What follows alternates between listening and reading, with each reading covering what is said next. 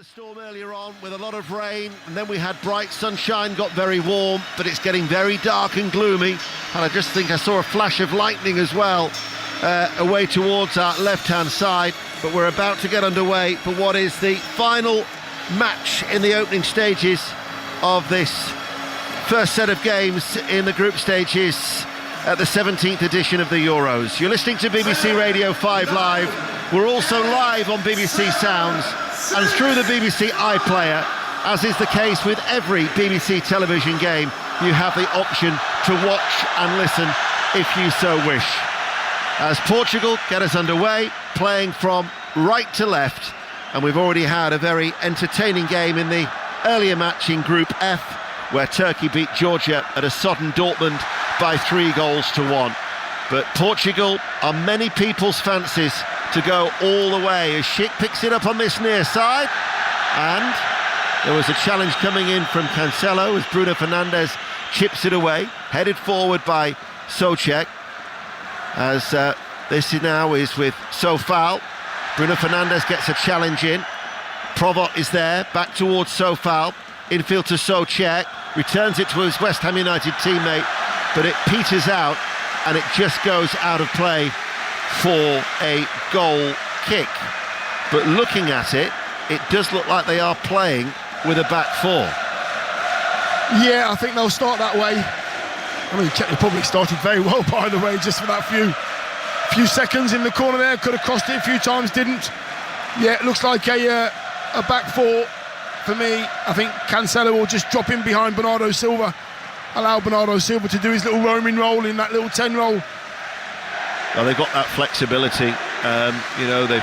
Sometimes they use the wing backs. They go 4-4-2. They go 4-3-3. Roberto Martinez, the manager of Portugal, who's yet to lose a competitive game, incidentally, does sort of like change things around as Portugal on that far side with Bernardo Silva.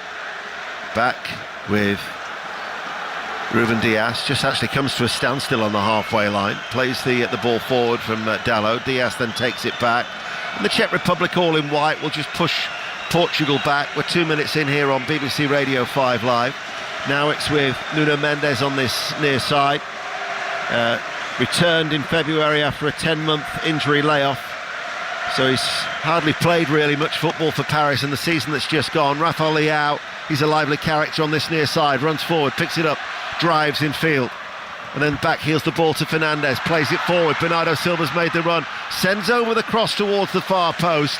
Cristiano Ronaldo gives him the thumbs up, liked the idea, but wasn't necessarily on the same wavelength, and it goes out for a goal kick to the Czech Republic. Yeah, Bernardo Silva was just, one of those diagonal runs from the edge of the box, centre of the edge of the box, to the left wing-ish, curled it to the centre of the goals, but Ronaldo was slightly on his heels. I think he was expecting it to be pulled back, but found a little area of space there, Bernardo Silva, in that box. 0-0 in these early stages. Bruno Fernandes, I mean, they were so impressive in qualifying, the only nation to qualify with a 100% winning record, highest goal scorers with 36 goals. They only conceded 2. That's very impressive, Dion. Yeah, I believe that'll continue as well. They've got the confidence at the moment, they seem to know. Fernandes takes on an early shot that goes across the face of goal. Dalot on that far side, it will go out for a goal kick. But in Bruno Fernandes, they've got somebody who is their chief creator. Yeah, he is, and I think the players around him know exactly what he wants to do, what he wants to achieve. He'll want to get the ball, he'll want to get into deep areas, and he'll want to try and start the moves. Meanwhile, the Czech Republic are on the attack. Shot comes in, and that was charged down over on that far side, and it was an effort coming in from Pavel Schulz. One change that they'd made from that warm-up game, but the red shirts were back in a plenty for Portugal, as we've been playing for 4 minutes. Incidentally, when I mentioned the fact that if it's live on BBC One, you can listen and watch on the iPlayer, that will apply to both of tomorrow's games in Group A. Germany against Hungary at 5 o'clock from Stuttgart, and then Scotland against Switzerland. You'll be able to hear that with Alistair Bruce Ball and Pat Nevin from Cologne, an 8 o'clock kickoff. as Vitinha picks it up, just chips the ball out towards that far side for Diaz. Over the halfway line he comes. Dalot on that far side, the right. The ball goes in between Diaz and Vitinha, but the diminutive midfielder for Paris Saint-Germain picks it up with his little bushy hair and then passes the ball back out. Picked up now by Bernardo Silva, drives in off that right touchline. Dalot stays out wide, level with the penalty area, tried to go on the outside of Doyera, and it will go out of play for a Portugal throw. Not surprised at all to see that end away towards our left-hand side, packed out with the supporters from Czech Republic, many of them wearing red. There's a sprinkling of white, bearing in mind it's just over an hour to the Czech Republic border, as Portugal having a lot of the ball in these early stages, as now it's with Nuno Mendes. Comes forward, Leao's made the run, tries to slide it in behind Sofal, but Sofal was alert, slides in, concedes the corner kick. Yeah, I think Sofal will be aware of that. I do believe that Leao wants to go inside him. Didn't work that time, he closed the space down, Sofal, so he had to go round him. The ball wasn't quite right on that occasion, but Sofal panicked slightly, put it out for a corner. Mention the storm clouds that have been gathering. Light rain now falling here in Leipzig. 6 minutes played. Portugal have a corner kick near side the left. Vitinha to take it. Pepe makes a run in at the far post. In it comes now. It goes deep to the edge of the area. Cancelo was just winding back the right leg, but Sofal darted out from defence, and in the end Ruben Dias is the one that has got to knock it all the way back to Diogo Costa, the Portuguese goalkeeper, all in yellow, as Bruno Fernandes strokes it along the ground, and Mendes passes the ball to Vitinha, plays it early and forward, and Leao will take it in his stride. Coming across though was Thomas Hollesch, who did well, back towards the goalkeeper Stanek, who clears it away. Mendes tries to beat Schick in the air. Czech Republic with Schick, shows his strength, gets away from Mendes. He's done well, he's tall and lean, is Patrick Schick. He's had a terrible season with injury, coming back just for the right time for his country, as now Schultz lays the ball out towards that far side. Doyera passes the ball back and looking comfortable in possession. Haranac at the back, plays it back out towards that far side, and buoyed by their support, the Czech Republic hold on to the ball here. And now with Provot in the midfield, they pass the ball out wide to that left-hand side yet again. And Ivan Hašek, their coach, they did have a troubled build-up to this Euros. After qualifying, the previous coach, Jaroslav Šilhavli, quit after qualifying for what he quoted as the anger and aggression from his critics during the qualifying campaign. So Ivan Hašek in charge for a second spell, as Leao flicks the ball on the inside, delivers the cross, Ronaldo with a header. Did well actually, it was slightly behind him to get it goalwards. It was probably, I don't know, 6-8 inches away from the left-hand post. It was off target, but he still created it very, very well. In fact, it was probably further away than that. Or did it come off the shoulder? Yeah, he didn't quite get it right. Ronaldo's in the right place. Rafael Leao as well, just dropped his shoulder, went from the left foot into the right foot, turned his cross into an in-swinger, in towards that far post.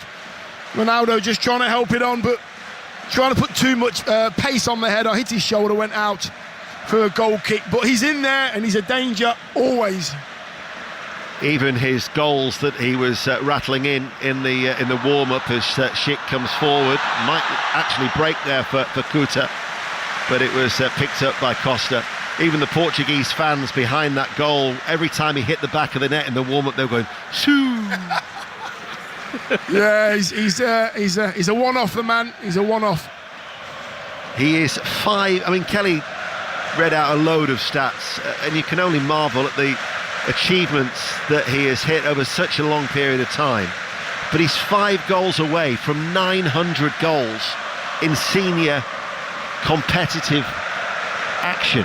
I mean, that is just truly outstanding. Yeah, but he's done it at... He's done it in different leagues, he's done it at different football clubs for different managers. He's just, hard to describe. Well, whether you love him or loathe him, you'll miss him when he's gone. Just a truly world-class talent who we've we've had the pleasure of watching over so many years now, as Cancelo plays the ball out to this near side. That rain's getting harder. It started off with the drizzle. It's now turning into torrential rain here in Leipzig. As this is Ronaldo, the man we've just been talking about, with his bright green boots. Back to Pepe. Pepe made his debut in 2007. And here he is at 41. Mendes thought about darting forward the ball, but because of Kuta, had to go back. That was cut out by Holesh. Souček now plays the ball forward. And Kuta's made that run forward. Done well, actually. Pepe goes with him, goes on the outside of Pepe, and then he's just overrun it. Just a heavy touch, too much from Jan Kuta. Plays for Sparta Prague, and it goes out of play for a goal kick. 0-0, 10 minutes played, Dion Dublin. Yeah, he just, I think he was trying to get it onto his right foot, just couldn't sort his feet out, and there wasn't anybody in the box either. Nobody was up with him, so probably was crossing it to nobody. Getting into that area is dangerous, though. Mendes coming forward, looking for the ball into the inside left channel. It was Hranac who had gone with Cristiano Ronaldo, and he won that particular duel. Ronaldo complains to our referee, who is Marco Guida from Italy, that there was a foul there, but it looked like a fair old shoulder bump. You know what? I don't know. I thought he got a bit of a shove before he got to the ball. So I'm thinking to myself, maybe there was something in it. Well, he relished the duel, did Robin Hranac, because after running away and whipped up the crowd behind that goal, as we look away towards our left, as Ronaldo being booed and jeered by the Czech Republic support. Leao comes to a standstill, then looks to go out to Sofal, skips away from Sofal, enters the penalty area, hits it, strikes a Czech defender in that crowded area, picked up by Cancelo. Sofal digs it out, Mendes reacts to that loose ball, Bernardo Silva plays it back, Diaz, every outfield player is in the Czech Republic half, and Portugal are just starting to build up a little bit of steam here. Bruno Fernandes curls that ball in over the head of Ronaldo, gathered in by the goalkeeper Jindřich Stanek. I think this game's going to change because of the rain now. The rain's really pouring down. The pitch is going to become incredibly slick as well, so any misplaced balls are going to go under people's feet. They're going to time their runs wrong as well. There'll be mistakes made. Ronaldo thought he'd been pulled back. He's gone down holding his face.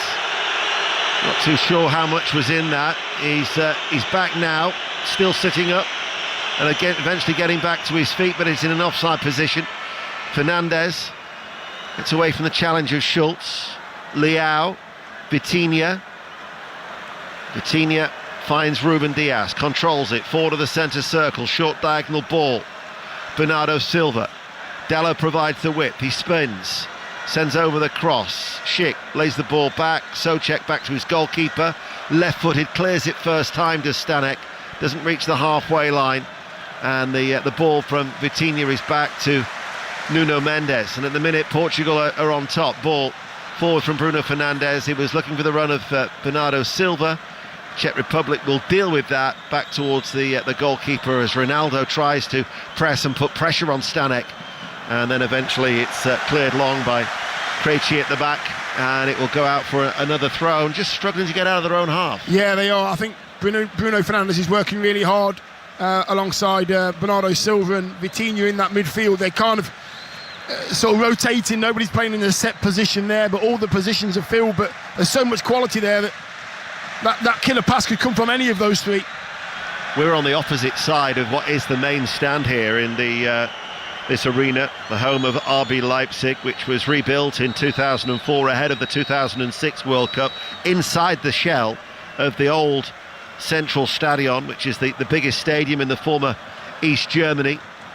So it's got still a lot of the old facade from those days, but then this futuristic arena has been built on the inside of it with its bright red lights in the top of the roof.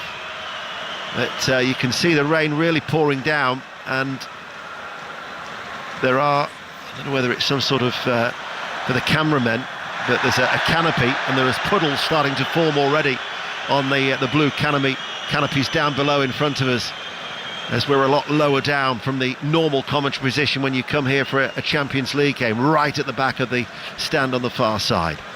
But 0-0, 15 minutes played. BBC Radio 5 Live and BBC Sounds. Ball curled in by Mendes. Again, nobody had read it. Now, Ronaldo doesn't look too happy with that one. He always seemed to give a disapproving look to the left back. Yeah, no words needed. Just, why did you cross it? I wasn't ready, kind of thing. I think there was another 2 or 3 passes from Mendes before he could try that pass, or that cross, should I say. Stanek goes long, looks for the head of Schick. Ball picked up by Portugal. Bruno Fernandes inside to Vitinha. Vitinha runs forward, plays it out to Cancelo. Nobody really making that run. Bernardo Silva has, and Cancelo has found him, takes it on the chest, runs out of the penalty area.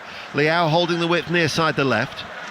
They've doubled up on Leao though. Cancelo provides the support, strokes it back. Pepe. Fernandes tells him to go out wide, does so. Dallow's pushed up. This is Ruben Dias. Czech Republic supporters find their voices. Pepe spreads it out to this near side once again. Mendes will run forward. Cancelo comes short. Cancelo now gets away from one challenge. Looks to go in between 2 more white shirts, but he drifts out where there are 4 Czech Republic players guarding the 3 of the red of Portugal. One of them Leao, as the Czech support bounce up and down in unison behind that goal. Cancelo plays it. Diaz, Vitinha, and now you get a real indication of how much Czech support is in this stadium. I said that they were close to the Leipzig to the Czech border, as they're not just in that end away towards our left, they're here, there and everywhere inside this arena. Bruno Fernandes carves the ball out towards Mendes. Another flash of lightning. Mendes shoots from distance.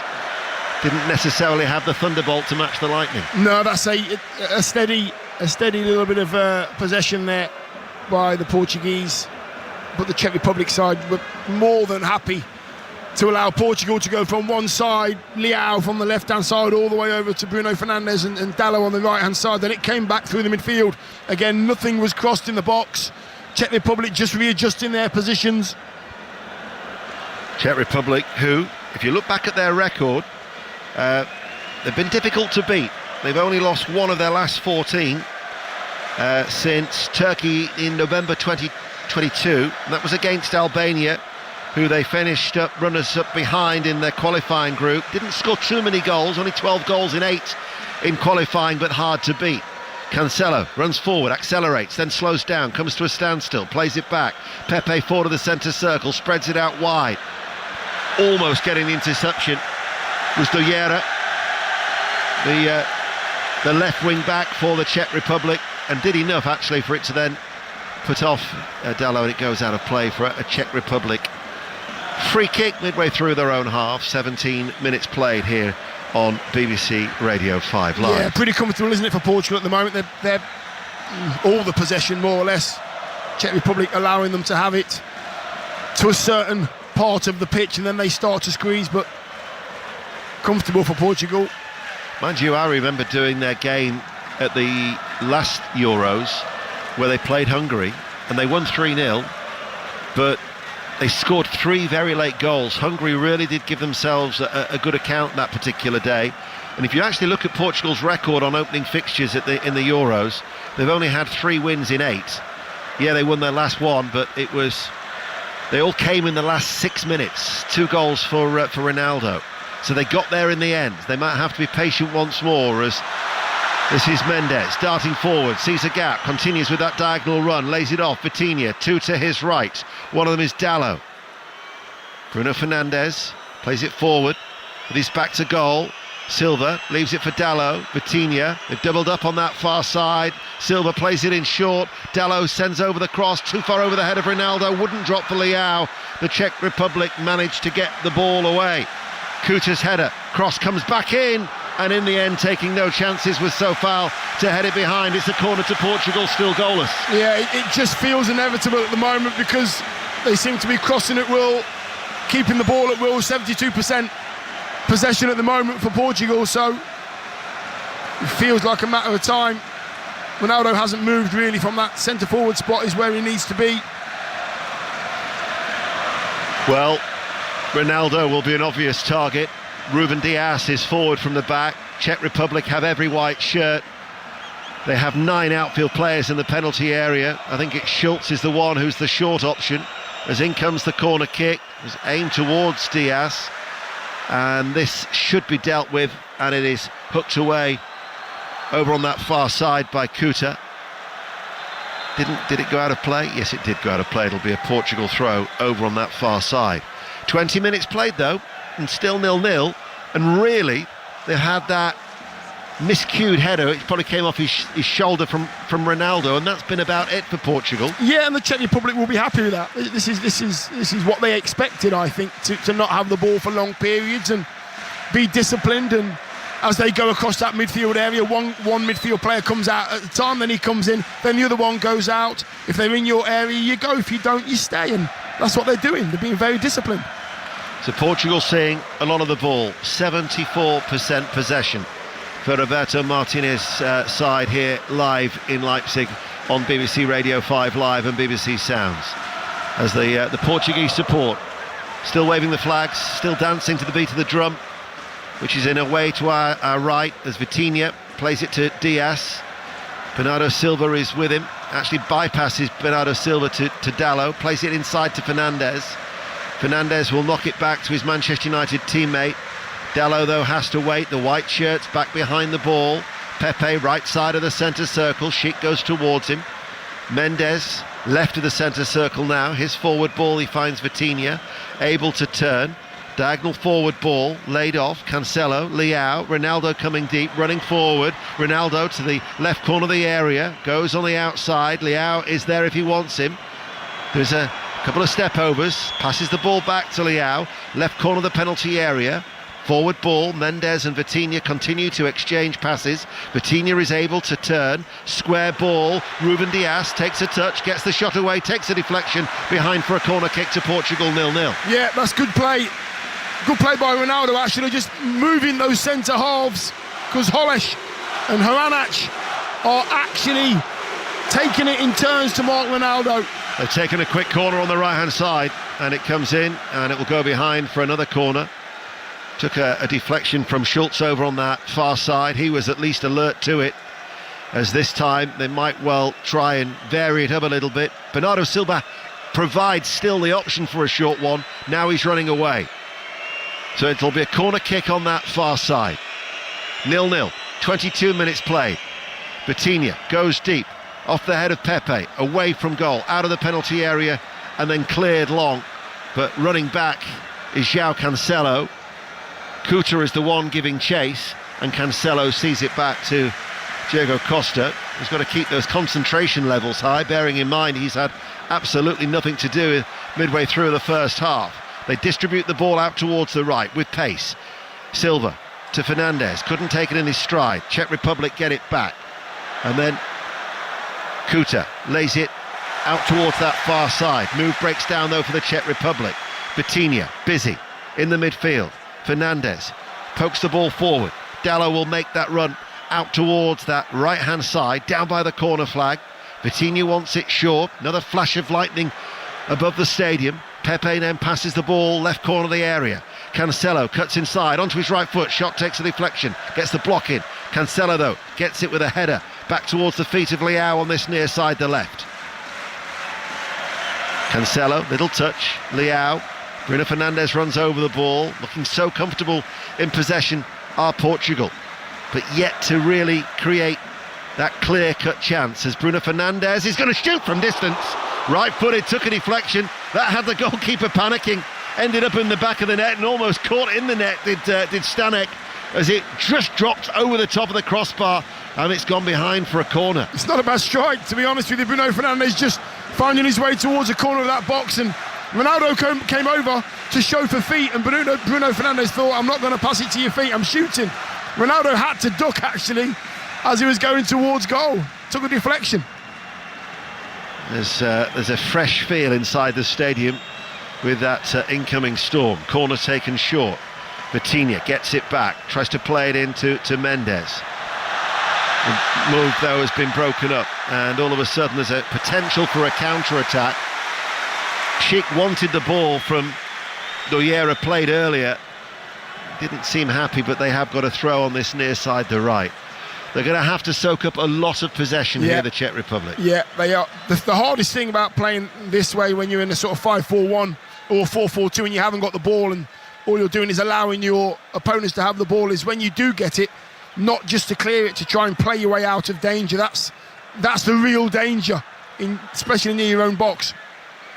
Here is Pepe. Mendes chips it out towards that far side, goes a little bit higher and it was arcing away from Diaz, so Dalot had to retreat. The Czech Republic will press on Portugal a little bit here. Schick tries to win the ball back and succeeds coming back into the midfield as a little touch forward, picked up here by Schultz, running forward, tried to play the reverse ball to Kuta, it was blocked. Sofal, that was risky. It's gone behind Holesh. Portugal have picked it up, opened up for Bruno Fernandes. Silva finds him. Leao going through the middle. He looks for Leao. Leao was sliding in, couldn't get the telling touch. And all of a sudden, the Czech Republic, for the first time, looked a little bit exposed because Sofal gave the ball away. Yeah, Bruno Fernandes is out wide. He's sprinting down the right-hand side. I mean, great run from Ronaldo. You might not notice this, but what he does, he comes towards the ball. Defender has to come with him, leads loads of space behind him. Bruno Fernandes says, thank you very much. I thought the ball from Bernardo Silva was a little bit short and behind him. He had to wait and wait and wait. In the end, cross for Leao. Leao just couldn't get there, needed longer legs or longer studs, but that's the first warning for the Czech Republic. Sofal was struggling, wasn't he? Sofal actually did put his arm out to try and haul him back and still couldn't get there. Absolutely. 26 minutes played. It's 0-0. 5 Live, BBC Sounds. Back it goes to Stanek. Along the ground. Ball forward. Kuta lays it out. This is Doyera over the halfway line. Kuta's made that run alongside Schick. Sofal's forward on this near side, the right. Has a good bit of space, actually. There must be 16 yards away from him and Cancelo, and this is all of a sudden where we were saying they're playing with a flat back four, but when they're out of possession they go to a back five. So Dalot drops in, Mendes goes in alongside Pepe and Diaz, and Cancelo fills in as a left wing back when they're out of possession. That's that flexibility that Roberto Martinez has at his disposal. Yeah, and it makes sense as well because it just forces your opponents to try and pick their way through the centre of the pitch. There's no space out wide at all. Best way to do it. So now all of a sudden they're in possession, they go back to a back four. Cancelo moves into the midfield and here he is over the halfway line, and at a walking pace he continues to exchange not one, two or three passes with Fernandes, who's able to turn. Very, very slow and steady from Portugal at this stage. 28 minutes played. Leao able to turn, edge of the area. Leao then goes into the left side of the penalty area. Cross takes a deflection, chested back to the goalkeeper Stanek. He fumbled that and he's conceded a corner as a result. It was Doyera who chested it back to him, and he just had to stretch and reach too far. Just lapsing concentration, that was. Really was poor from the keeper. Stanek, who plays for Slavia Prague, was once on Everton's books between 2014 and 2018. No appearances during his time at Goodison. There's Portugal playing from right to left. Corner kick right hand side, in it comes. Headed out by Schick, drops to the edge of the area, and then Schultz will head it further away, and it goes out for a Portugal throw.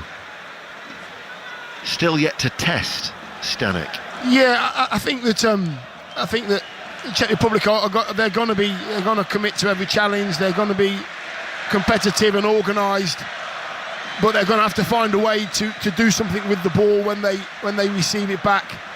At the moment, they haven't had a lot of it, to be honest with you. So that's the voice of Dion Dublin here on BBC Radio 5 Live, also available on BBC Sounds and that option to watch on the BBC iPlayer. As Mendes over the halfway line, Cancelo is with him. Leao is the one who's charging ahead of Sofal. Sofal cut it out. Portugal will win it back away from Sofal. Mendes chips the ball in, and again just too far away from Cristiano Ronaldo. Dalot, who's essentially almost played as a right winger for a lot of this first half. He gets forward, he's high up the pitch, tried to pin the Czech Republic back in on that far side, but off his legs it will go out for a goal kick, and we've been playing for 30 minutes. Yeah, that final pass, Leao just trying to curl it into Ronaldo's path. It was in front of him. Everything else has been good from the Portuguese. Just that last pass hasn't found a teammate. Ball hit forward by the goalkeeper Stanek, goes long and direct. Schick tries to beat Mendes in the air. Cancelo running back, his header will see Pepe accelerate, had to touch it quickly towards Costa, but it was comfortably out of his feet by the Portuguese goalkeeper, and Portugal once again look assured in possession. 15 minutes to go to half-time. Fernandes goes short and square. Mendes back with Diaz. Vitinha. Are they playing too slow, do you feel? Yeah, because it's allowing the Czech Republic to get back into their shape as well, and when you play this slow and you take this long on the ball, by the time you look up, the pass that was there has gone because your teammate's been marked. So the quicker they play, the easier it will be for the Portuguese. No foul on Cancelo as the ball is brought out of defence, and Kuta collects that ball. Provot had gone on ahead of him. They give it away. Bernardo Silva leaves it for Fernandes, running at the heart of the Czech defence, out to the left. Leao onto his right boot, looks for a shooting opportunity, couldn't get one, turns, goes the long way around, plays it left-hand side. That was blocked, comes out to Silva, to Vitinha, infield to Cancelo. Cancelo by Schick running back, takes it away off his toes. They can't hold on to it though through Kuta. And they've got a number of white shirts back behind the ball, but they're just having to try and contain Portugal as the ball slid through. Ronaldo, good save by Stanek, made himself big, comes out to Vitinha, shoots. Stanek once again with a save, diving forward.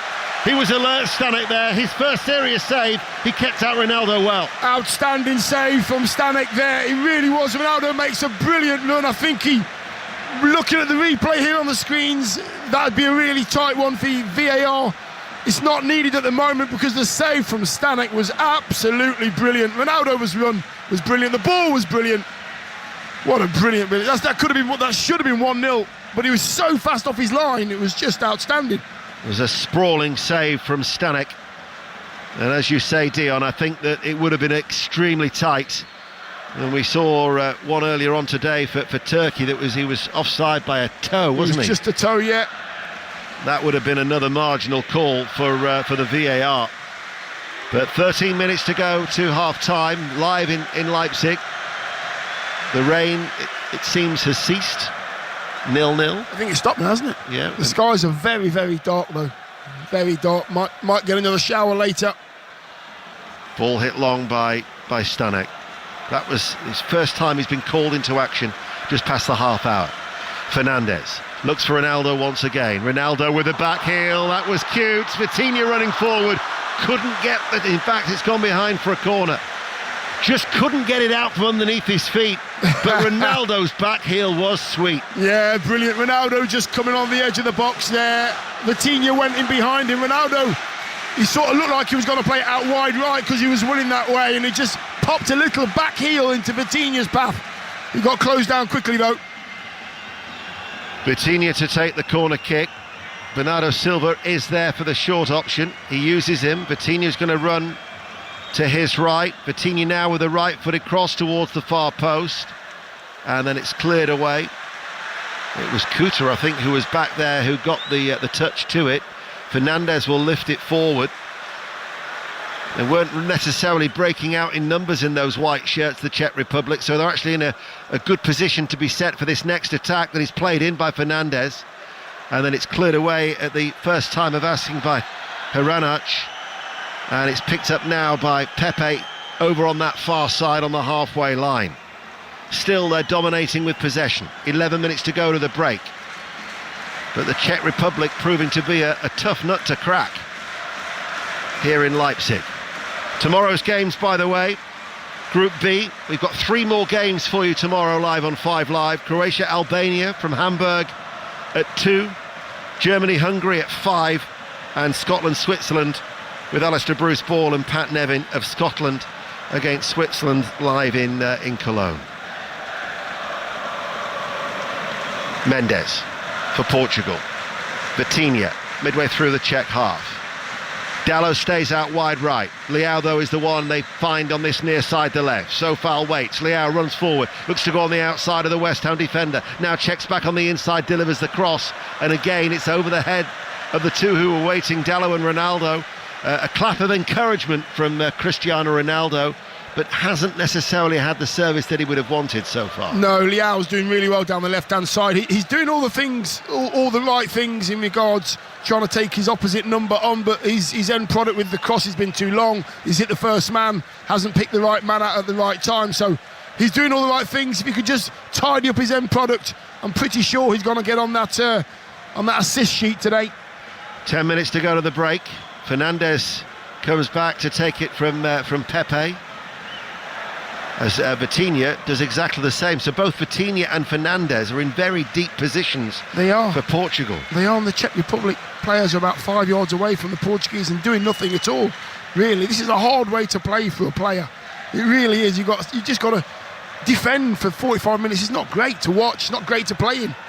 So they've got that back three, and just patrolling in front of that back three is Thomas Souček, who looks to approach Fernandes. It was Krejci who managed to just get a foot in there to prevent it from reaching Cristiano Ronaldo. And they do look well set and well organised, the Czech Republic at the moment. 9 minutes to go to the break here in Leipzig. Mendes helps it out to Cancelo. Leao is making that run, tries to get past Holesh, but Holesh clears it. Sofal couldn't control it. Cancelo picks it up, drives into the penalty area, lays it back towards Leao. Left-hand side on the stretch, delivers the cross. And there is Haranac to volley the ball away in front of his goalkeeper. And there is a player who has gone down. That might be... Well, it's Souček who's gone down. Now that would be a blow for them. Not quite sure what happened there. Whether he's twisted his knee or... Doesn't look happy though, does he? He doesn't. So, whether it looks like... Is it a touch of cramp on this? Or he's got a tight calf? Problem with his right leg, he was just stretching forward and trying to bend back the toes of his right boot, but he's gone down inside the penalty area and there is a stoppage. It gives me the opportunity to tell you about the Football Daily podcast that you'll hear every day with the latest news from the Euros. We heard a little bit of Andy Robertson from the Scotland camp and Anthony Gordon from the England camp. You can hear those interviews in depth on the Football Daily pod, available through BBC Sounds, as well as other footballing podcasts such as Wayne Rooney's Euro 2004 and Kyle Walker. You'll never beat Kyle Walker. I don't think anybody has, have they, to be honest with you? Mbappe might have given him a run for his money before he his had a broken go, didn't nose. He had a go, didn't he? 7.5 minutes to go to half-time. We're back underway here, and Souček has recovered and didn't need to leave the field of play. Czech Republic sitting in, making life hard for one of the tournament favourites. Header out. Schultz lays it off. Provot tries to play it out to this near side. Holesh had got forward. Comes back now to Provot. Sofal joins the attack, right-hand side, delivers the cross. Sheik was there. And he went for the challenge. Portugal bring the ball away. Now can they strike on the counter-attack as the white shirts try and retreat?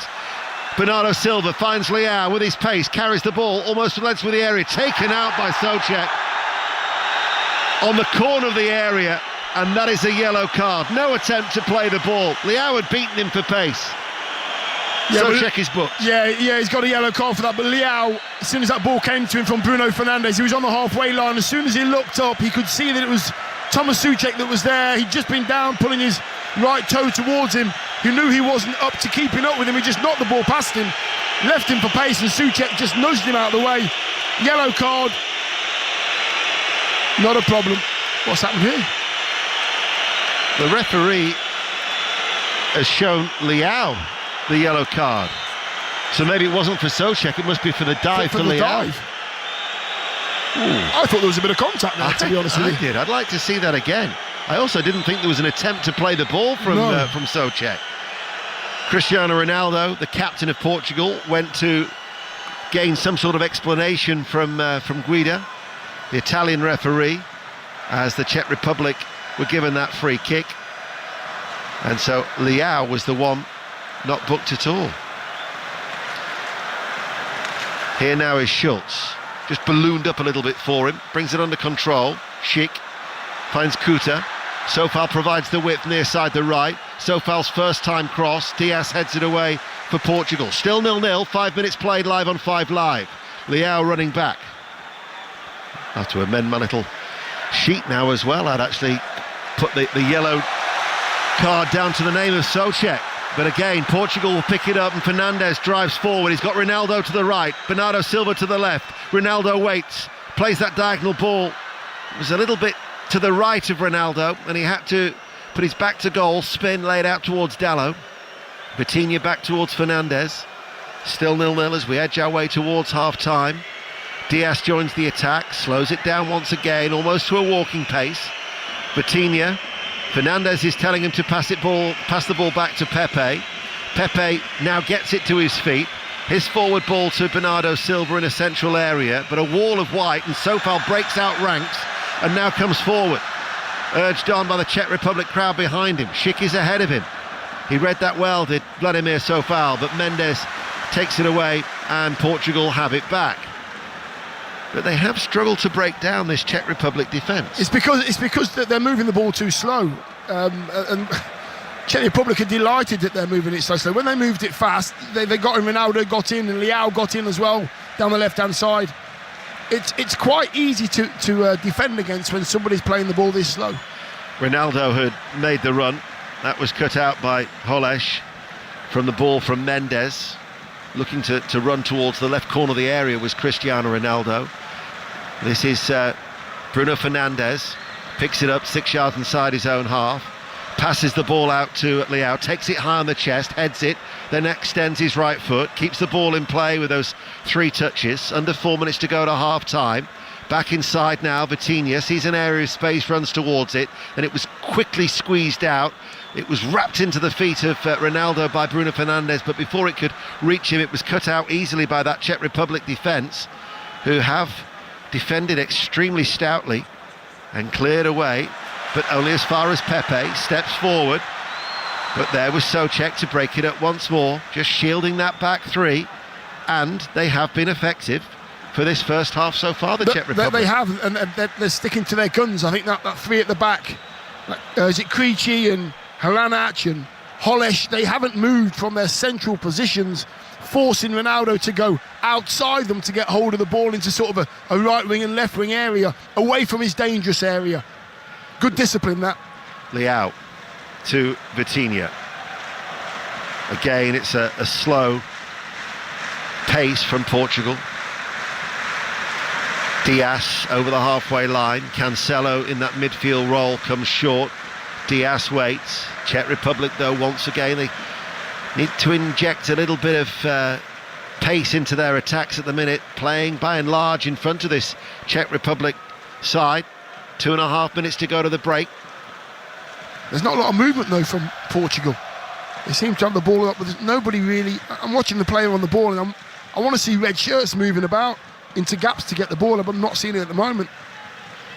36 goals in qualifying, and yet they've had one half effort on Stanek that could easily have been for offside, as Dalot skips away from one challenge. Vitinha. Souček breaks ranks to try and close him down. Doesn't get a nibble of the ball, though, as it's passed towards Mendes. Chips it forward.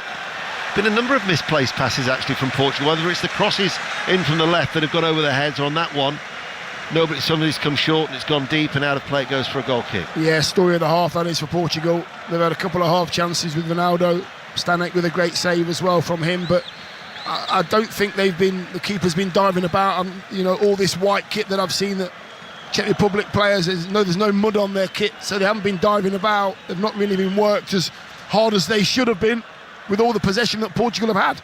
They have the youngest squad in terms of average age at this tournament at Euro 2024.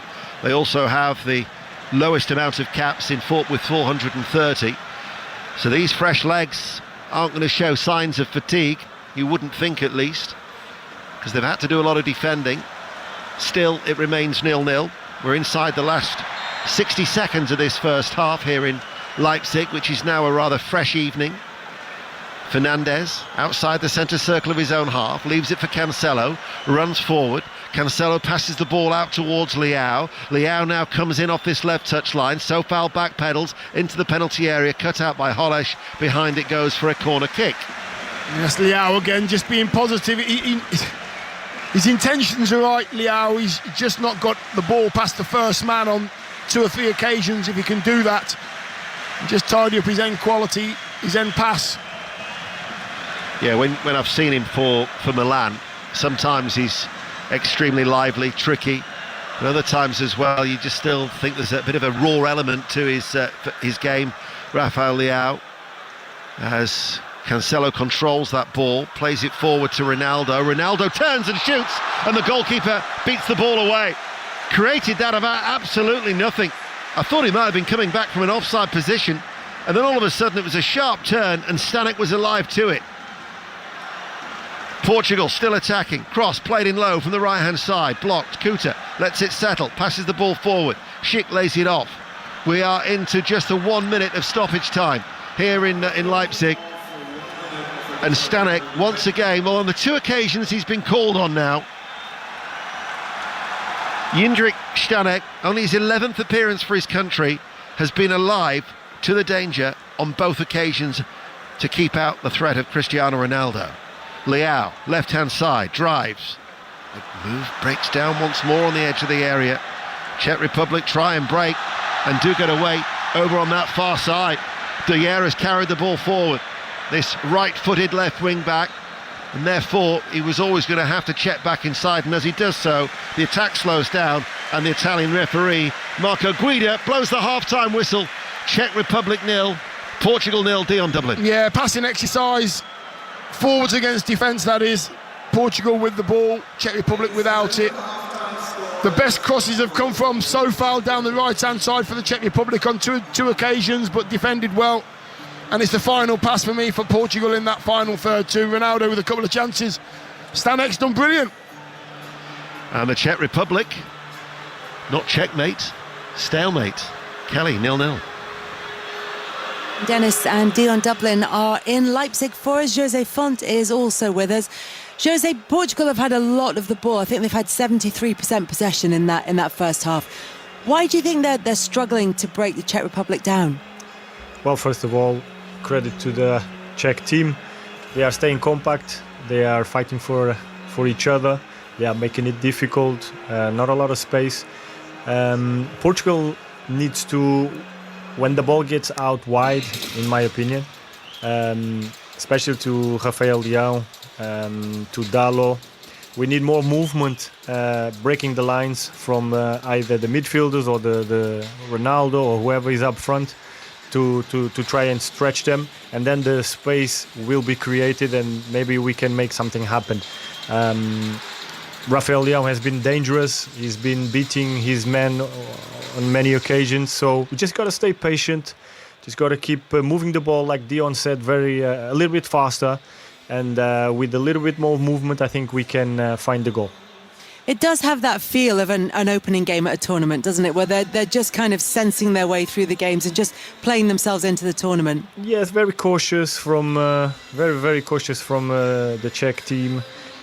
Portugal just needs to stay focused, try not to get countered, try to always be in balance at the back so we don't get surprised. And like I said, if we keep the discipline, accelerate the game a little bit more, be more assertive, aggressive, we will find the goal. Jose, for now, thank you very much. Jose Font with us throughout the evening on 5 Live Sport. We'll be back to the stadium in Leipzig with Dion Dublin and Ian Dennis very shortly, and we'll wrap up the rest of the day's sports headlines after the BBC News with Dan Maudsley. The voice of the UK. And the home of the Euros and the general election 2024. This is BBC Radio 5 Live. Good evening. The main parties have been debating crime and immigration in a 7-way TV debate on Channel 4 tonight. The Conservatives, Labour, Lib Dems, SNP, Greens, Reform and Plaid Cymru clashed over climate change, refugees and stop and search. Here's the Conservatives Policing Minister Chris Philp. And the last few months, visa applications, which are a leading indicator, are down 30%. Yeah, the people we need. The measures we are taking already will reduce net migration by 300,000. Okay, 76. And in addition to that, we will come to the measures. And in addition to that, we're going to be imposing a parliamentary cap. So those are very clear, tangible, what I wanted to talk credible about actions. A billionaire businessman and major Conservative donor has told the BBC he plans to vote Labour at the next election. John Caldwell, the founder of Phones for You, gave the Conservatives £500,000 before the last general election, but he said he was now backing Labour for the first time in 51 years. He told the BBC what he thought of Rishi Sunak. Oh, absolute dud. All the criticisms that I made of Rishi during his chancellorship, I think were pretty much evidenced in the D-Day situation, where a complete lack of judgment. The Labour Party, in my estimation, as much as I disagree with some of the policies, are the absolute very best for Britain going forward. Spanish police have said everything possible is being done to find a teenager from Lancashire who went missing after a festival on Tenerife. There's been no sign of Jay Slater, who's 19 and from Oswaldtwistle, since yesterday morning when he missed a bus and began walking back to his accommodation through a national park. The mother of the black teenager Stephen Lawrence, who was murdered in London in 1993, has said today's decision by the CPS not to prosecute the senior officers involved in the investigation marks a new low in the way the criminal justice system has treated her family. The 4 detectives have been told they won't face criminal prosecution because there's insufficient evidence.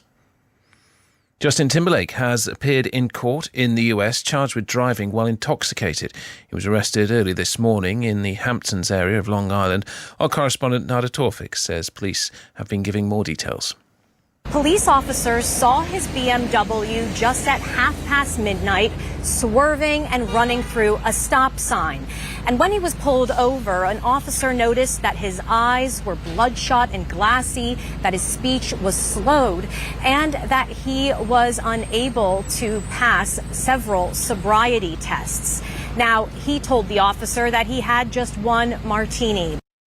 And there are just over 3 hours left to register to vote in time for the election. You can do so online at gov.uk/register-to-vote.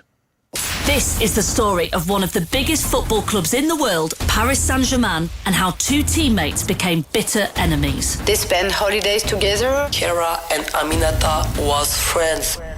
That rocked the club to its foundations and left lives, careers and reputations in ruins. They want to stop my career. The way the police is talking about her, it's absolutely shocking. Join me, Maisie Adam, for sport's strangest crimes, a French football scandal. Betrayal, plots. We've gone beyond women's football in France. Listen on BBC Sounds. This is 5 Live Sports with Kelly Kits. Euro 2024 Deutschland. Second half commentary coming up for you from Leipzig, where Portugal and Czech Republic are currently 0-0 at half-time. Lots going on at Queen's, wins for Andy Murray and Jack Draper. Russell Fuller was watching.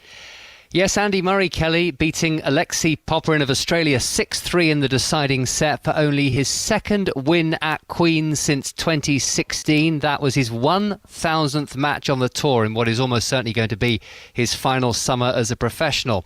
Jack Draper beat Mariano Navone in straight sets. That was his first match as the British number 1 and as an ATP Tour champion, having won in Stuttgart on Sunday. He'll play Carlos Alcaraz in the second round on Thursday. And 29-year-old Billy Harris won as well in 3 sets against the world number 32 Thomas Martin Etcheverry. That's only his second ever ATP Tour win, and this is a man who spent much of his career driving between European Challenger Tour events in a transit van, on one occasion driving from southern Spain to Poland with only a brief stop to wash in a Swiss lake. Dan Evans, though, is out, having slipped at the back of the court in the first game of the third set. He had to retire against Brandon Nakashima. He says he's heartbroken. He's most worried about his knee ahead of a scan later in the week. He doesn't yet know how it will affect his Wimbledon or Olympic hopes, but he definitely won't be playing doubles here at Queen's with Andy Murray this week. I'm worried, no doubt. I mean, the good thing, I thought it was my groin, but that settled down pretty much straight away, and I think it's MCL, sort of the inside of the knee, is right. There's there's an issue there, that's for sure. On the testing so far with the physios, so yeah, I've got to wait 48 hours, let it settle, and then get a scan. But yeah, I'm worried. Yeah, that's the bottom line. Of course, yeah, I'm in limbo a bit. It's frustrating after October and now this. It's, yeah, if I missed the Olympics or Wimbledon, it'd be tough one to swallow, no doubt. Yeah. There was only one British winner at the WTA event in Birmingham today. That was Harriet Dart, who beat Moyuka Uchijima in straight sets. She'll play former French Open champion Barbora Krejcikova next. And that means that Katie Boulter is out. She's another player who retired, the Nottingham champion, after losing the first set to Angelina Kalinina. But says there's no injury. Rather, she'd been feeling unwell for a few days, despite winning that title in Nottingham. And so decided she couldn't go on. It does mean, though, Kelly, that her seeding for Wimbledon is far from secure. And as they say, she's going to have to hope that other results go her way. Russell, thank you very much. Day one of Royal Ascot and 3 big Group 1 winners. Audience won the Queen Anne Stakes, Diligent Harry took the King Charles III Stakes, and Rosalian won the St James's Palace Stakes. Coverage continues with John Hunt from 2:30 tomorrow. The Premier League fixtures have been released for next season. The opening round of matches includes newly promoted Ipswich at home to Liverpool and Manchester City play Chelsea. The full details are on the BBC Sport website. And Manchester City and Switzerland defender Manuel Akanji is gearing up for their game with Scotland tomorrow. There's commentary of that on 5 Live Sport at 8 o'clock. Akanji says he's expecting more from Steve Clarke's side than we saw in the opener against Germany. They lost the first game and I didn't think show the best performance. They also played the half time, 1 man down. So yeah, they want to show everyone that they're the better team like this. They played a great qualification, and we're prepared for that, or we're trying to do our best. And it's their chance to go into the next round. So they for sure come to get the 3 points, but that's our goal as well. And we have to be ready from the start because we know that they can play a lot better than they did in the first game. So yeah, we got to be ready and got to show a good performance again. That was Manuel Akanji after Scotland's game talking about Scotland's game against Switzerland, and we'll hear from Steve Clarke after 10 o'clock tonight. The host nation opened Euro 2024 with arguably the most emphatic display of the competition so far. They thrashed Scotland 5-1. We've already discussed how Scotland might react, and we'll be talking about that more later on. But what about Germany? Well, German football expert Archie Rintut joins us now. Evening, Archie. Hi, Kelly. So does the joy of the Germany fans match the despair of Scotland ones? To be honest, I think the joy is there, but it's concentrated in a few places because living here, and I would say that I still see many more Scottish fans than I have anywhere.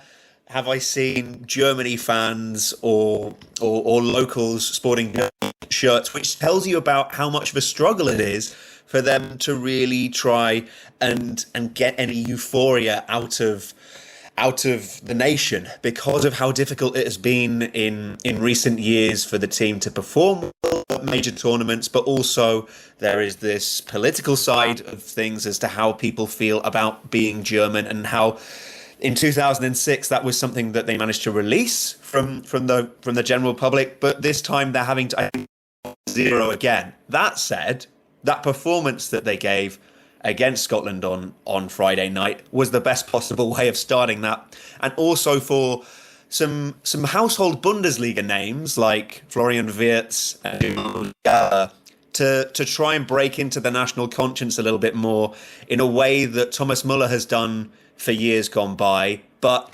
Musiala and Wirtz, whilst we know them because we talk about them in European football all the time, it's a different crowd that you're hitting when it comes to the national team. So they need similar kind of performances and results throughout the tournament, I think, to spark that joy. Do you know, it's interesting. It's something that's been echoed by all our teams who are moving around Germany and have been for the past few days, who are saying Euro 2024 fever hasn't really hit Germany yet, but there's plenty to celebrate in terms, as you say, of that performance, and also because there was that element of the unknown coming into the tournament. So Germany back in action tomorrow, a chance to build on that huge opening day win against Scotland. It's Hungary at 5 o'clock. Of course, we've got that game on 5 Live. Julian Nagelsmann has said Hungary are an unpleasant opponent. They can sometimes be wild and they're difficult to get a hold of. I think there'll be a lot of people identifying that with that strongly out there, Archie.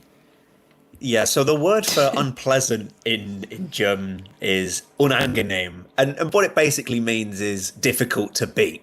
It means that he's expecting a compact opponent who will shut down the space, do it better than Scotland were able to do on Friday night. I think the point from thinking is how can he manage to continue to open up the space from a central point of view, which is what they've done so well in his time in charge so far. And actually there's been credit as well for his assistant coach shooting a bit more powerfully instead of going for precision. So that's something to look out for tomorrow night. Archie, thank you very much, but unpleasant, sometimes wild and difficult to get a hold of is going to be my Twitter bio as of tomorrow. But thank you very much, Archie. Lovely to talk to you. Speak to you soon. Thanks, Kelly. Earlier today, Turkey beat Georgia by 3-1. Some really lovely goals in that, and you can watch stuff on the BBC Sport website. Georgia put up a really strong performance in that one, though, but that's the game that is in the same group as this match between Portugal and Czech Republic. So Turkey getting 3 points on the board, and Georgia, while coming in with a decent performance, come away with nothing from that. Jose Font is with us as the second half fast approaches in Leipzig. For Portugal, Jose, I know you talked a lot about, trying to break the lines, trying to break down the Czech Republic in the second half. Is it about patience? Is it about creativity? Is it about energy? What do you think? All of them, Kelly. You are a very good coach. I mean, I've been in this situation before. We've all experienced these difficult games. Portugal has been there. We just got to stay patient, like you said. We just need to up the tempo a little bit, make more runs, unselfish runs, and the space will open. And then you have to take advantage of that. Having said that, we cannot allow any counters. We need to stay in the game, keep it at 0 in our goal, because we will get the chances. The chances will be coming for Portugal. They've had much more of the game against the Czech Republic, but it's still 0-0 as we head into the second half in Leipzig in the company of Dion Dublin and Ian Dennis. Thank you, Kelly. There hasn't actually been a goalless draw yet in these Euros. It would be ironic if the highest goal scorers for qualifying were the first team to be involved in one, wouldn't it? You've gone and said it now, haven't you? You've jinxed us. It's not going to happen. No. It's not going to happen. When Jose Font is talking there about Portugal will find a way, I do go back to that game against Hungary where they scored those late goals. And, I mean, you look at the options that they've got on the bench as well. Pedro Neto, Jota, they've got the João Felix, so that they've got certainly players who can come off. Gonçalo Ramos as well. They've got a number of options, so they won't be struggling for firepower in that respect. As we are back underway here in Leipzig, the rain has returned during the half-time interval. It's teeming down, but it's Portugal 0, Czech Republic 0. Portugal in their red shirts and green shorts, playing from left to right as we look here on BBC Radio 5 Live and BBC Sounds. And neither side has made a change at half-time against the Czech Republic, who are all in white. So Costa in goal. The three central defenders of, well, actually it's really a back four, isn't it? Dalot right back, Pepe, Ruben Dias and Mendes at left back. Cancelo midfield, Fernandes, Vitinha, Bernardo Silva, Leao and Cristiano Ronaldo. Here is Bernardo Silva. Souček forces him away from goal. Dalot takes over and he shoots, left-footed, curling over the top of the crossbar out for a goal kick. Czech Republic line up with Stanek. They have got a back three: Holeš, Haranac and Krejci. Sofal and Doyera are the wing-backs, right and left respectively. Probot, Souček and Schultz the midfield. Kuta and Schick are the two up front, as Stanek made a couple of saves in the first half, but that was probably about it. Clears long and out for that goal kick. Pepe, with that record appearance tonight in the history of the European Championship, and there is a player down over on the far side. And there's a stoppage in play, and it's Mendes who is the player who is down. So our referee Marco Guida is the player who's just going to get some treatment. Dean, what do you think the message will have been from Roberto Martinez? Exactly what Jose was saying at half-time. Let's quicken up the pace a little bit. Use the pace of the pitch. It's been raining. It should really benefit the Portuguese, really. Move the ball quickly, 1 and 2 touch, get in behind the back four of the Czech Republic, and let's create more chances. More movement for the player that's on the ball, more options, and they'll be okay.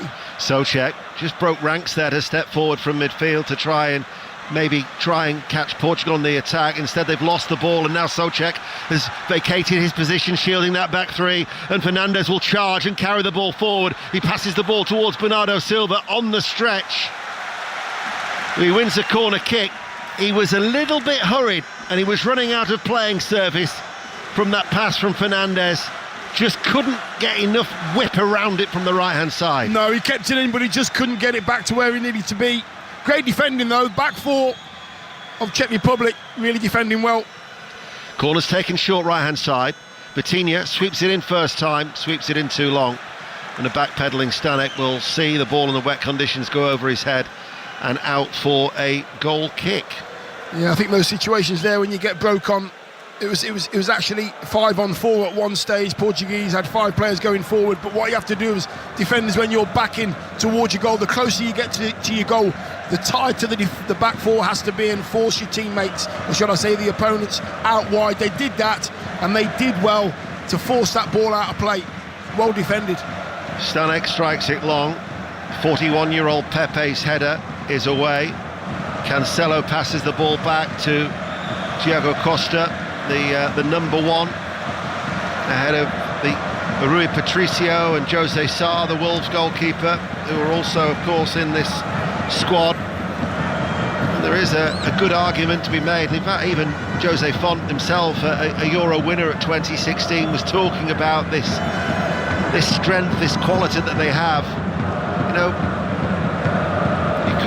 this is probably a better squad than that won the Euros 8 years ago. Yeah, maybe as individuals, names on the team sheet, but Jose Font's team seems to just be very much together, pulling the same way.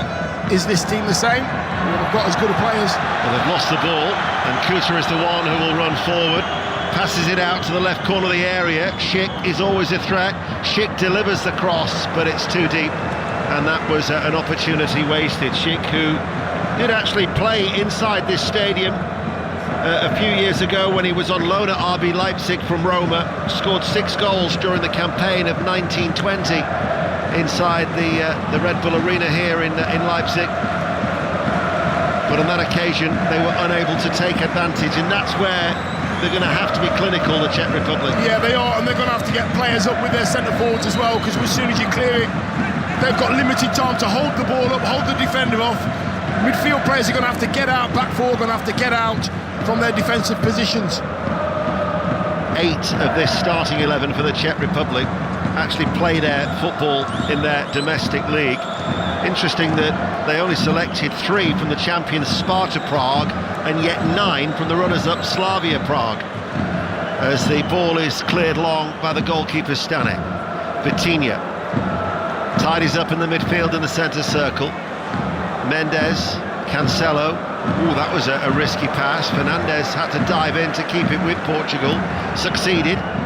Diaz ushers actually Darlow to go on a little bit further forward there. I agree. I think Darlow could be the key down this right-hand side, to be honest with you, because they don't have any width down the right. Bruno's in the middle of the pitch, and Silva's in the middle of the pitch as well. Needs some width on the right-hand side.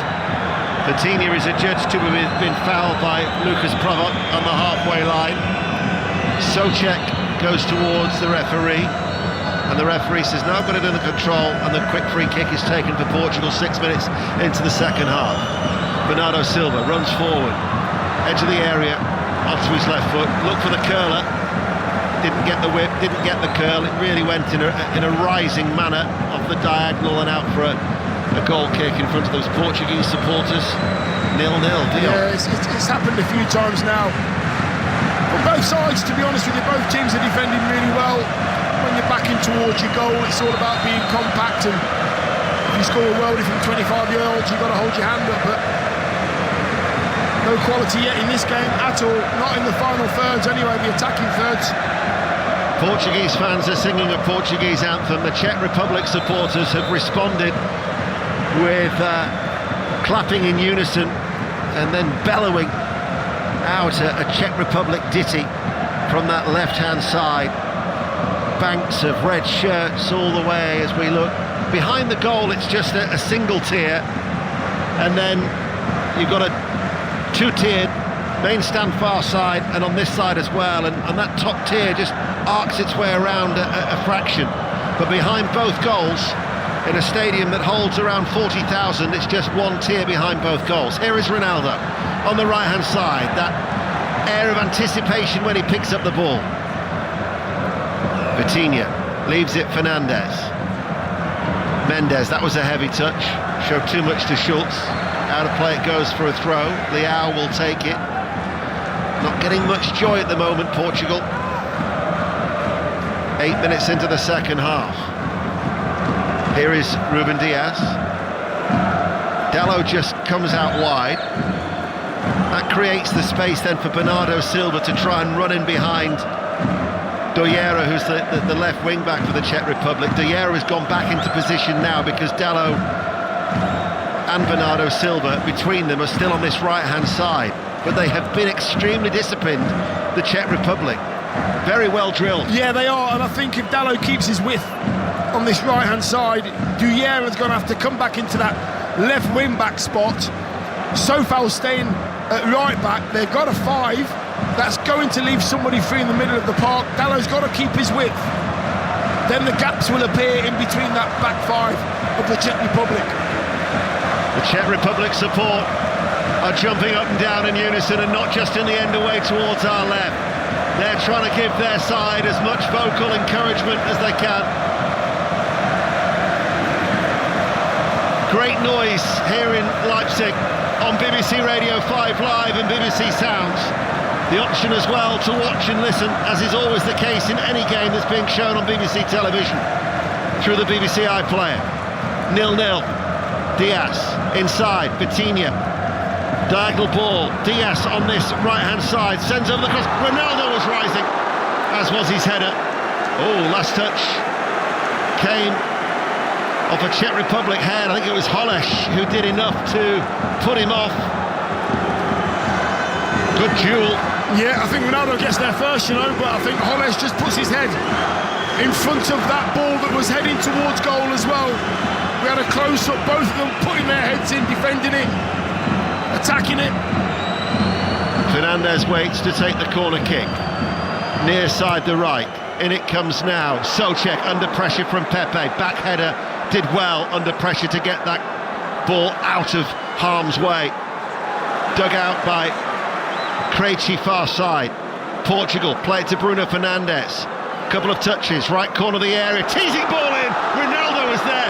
Souček again, brilliant header away under pressure. Portugal now knocking on the door. Cancelo shifts it out wide, sends over the cross, fisted away by the goalkeeper, and then absolutely volleyed clear.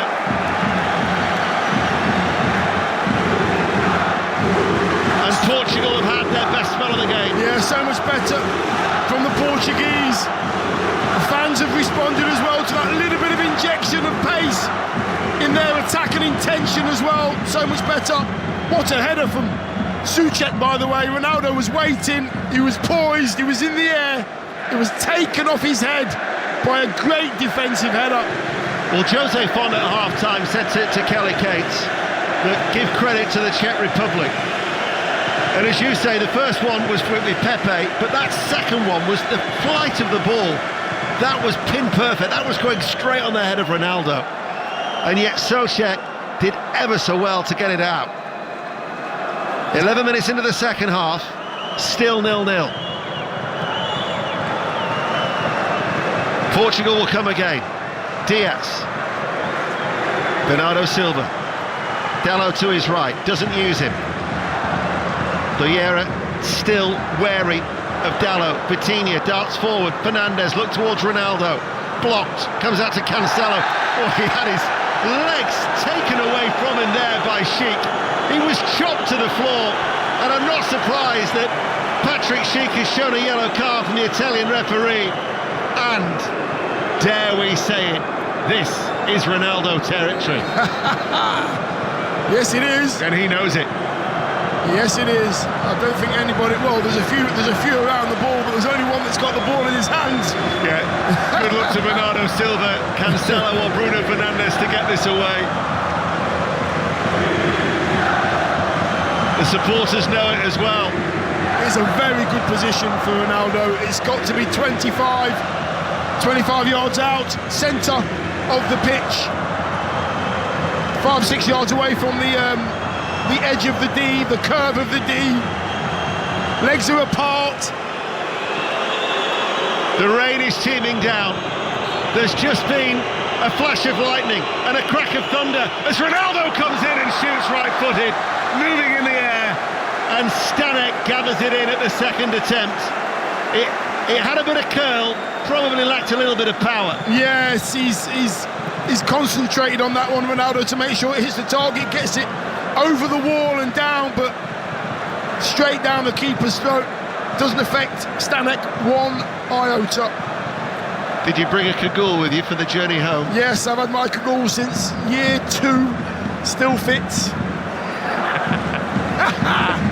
Absolutely teeming down now. Just under an hour played. 0-0, 5 Live. Bernardo Silva. Dalot passes it back. Just starting to crank it up a bit, aren't they, the Portuguese? Vitinha. Oh, that's a delightful ball into Bernardo Silva. He looked for Ronaldo. Should he have gone for goal? Yeah, I think he should have gone for goal. Bernardo Silva is only about 8 yards on the diagonal. He's got to take it with his right foot. Corner's been taken quickly. Vitinha. They have upped the ante, though, of Portugal. That is for sure in this second half. Cancelo chips the ball forward. Diaz has stayed forward. And then Souček volleys the ball away inside the Czech Republic penalty area. Fernandes climbs to head it forward. Dalot digs it out in the central area. Leao has a bit of room to run into on that far side to left. Leao into the penalty area, shot blocked. Comes out to Ronaldo. Shimmies, sends over the cross, far post. Bernardo Silva will struggle to retrieve that, won't keep the ball in play. It will be a Czech Republic throw-in.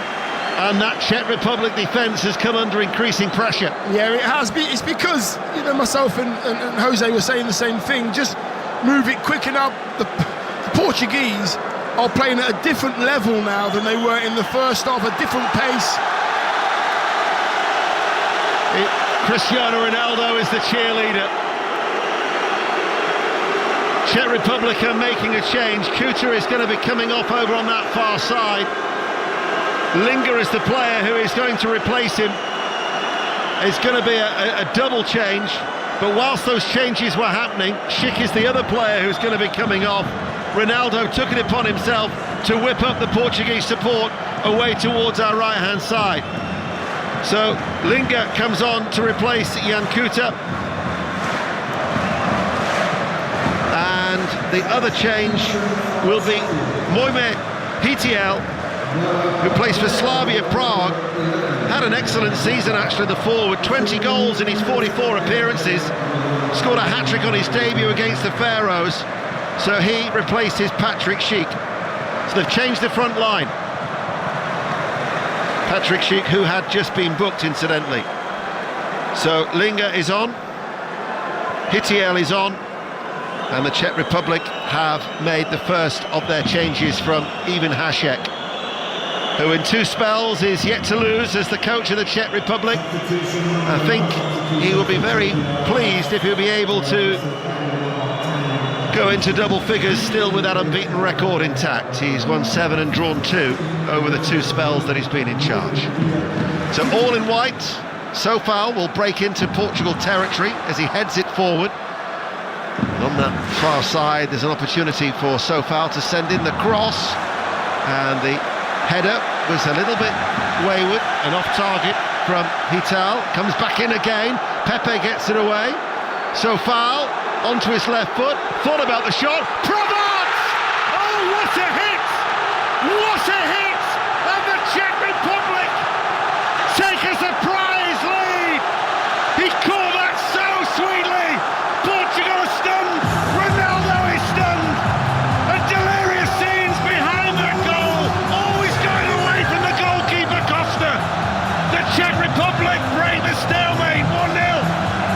That's an amazing finish from Pogba. He's come from the right-hand side and he's just steered it into the keeper's right. His left, it's gone in off the far post. The keeper had no chance whatsoever.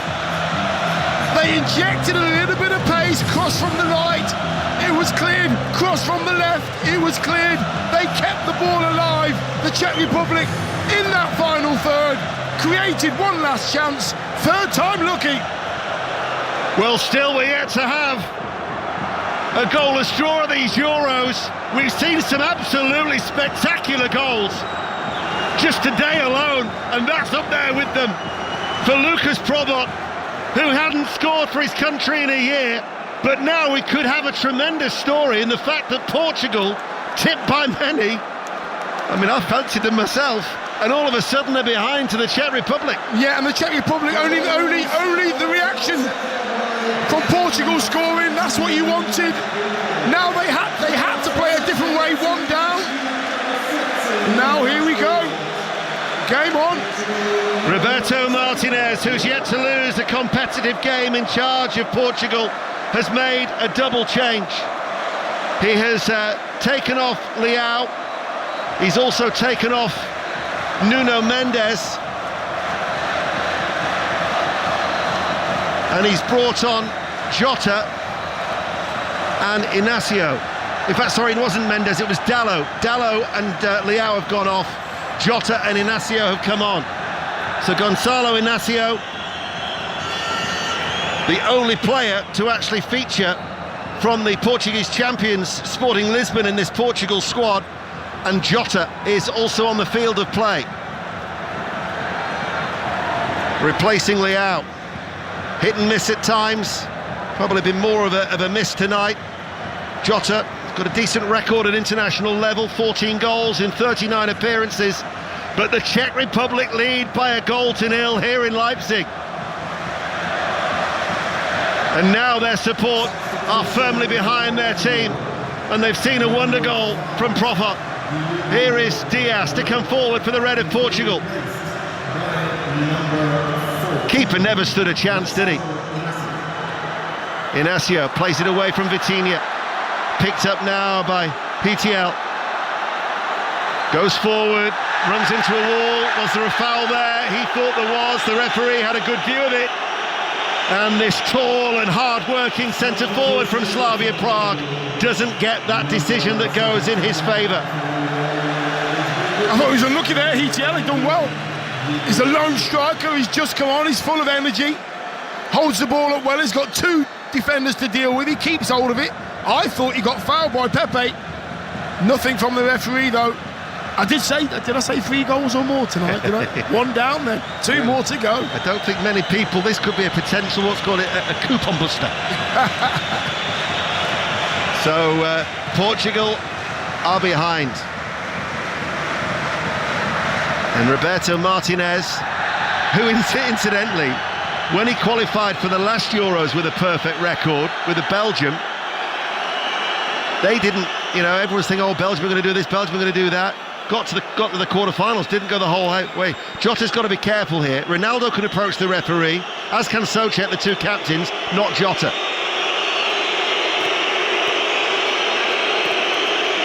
Referee not taking any action. It'll just be a free kick to the Czech Republic. There's Profot with a high boot from Diogo Jota. 1-0 though to the Czech Republic.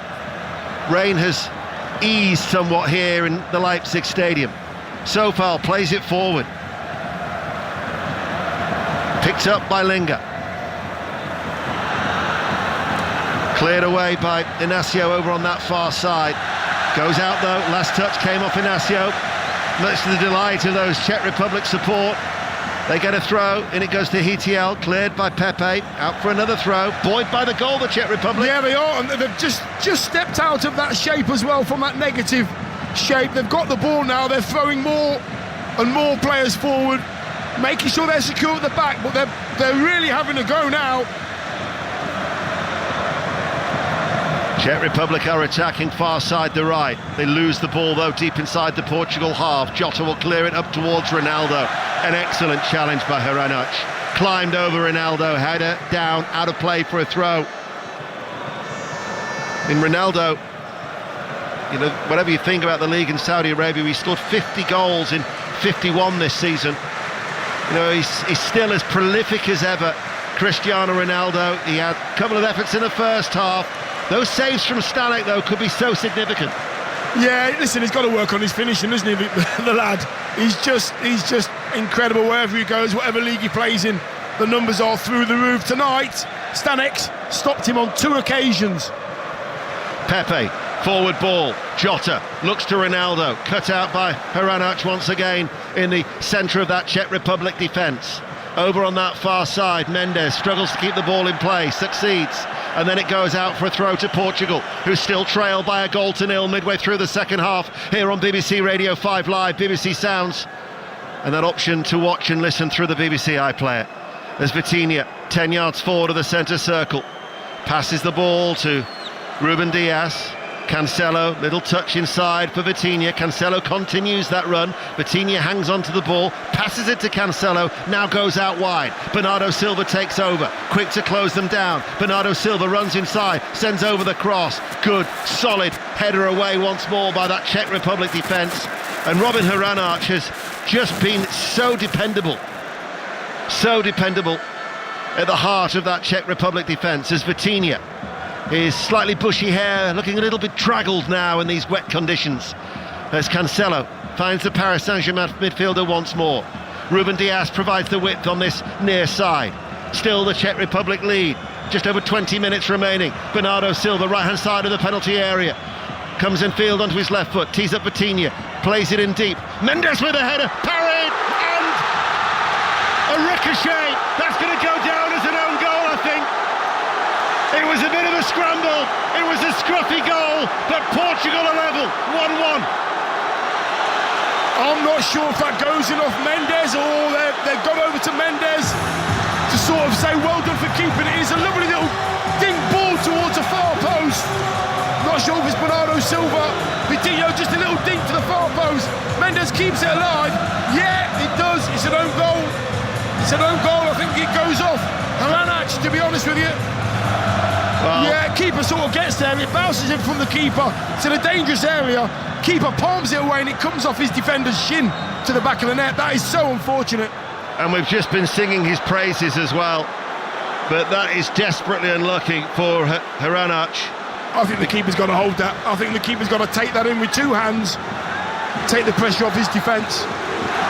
Do you think that's down? I mean, could he look to the wet conditions as an excuse? The only reason I say that is he fumbled one in the first half when he should have easily gathered it in. Yeah, I think that was a lapse in concentration, the first one in the first half. Very early on, he thought he had the ball in his hands, he didn't. That one there, he's on it, he's concentrating. I think he takes that in.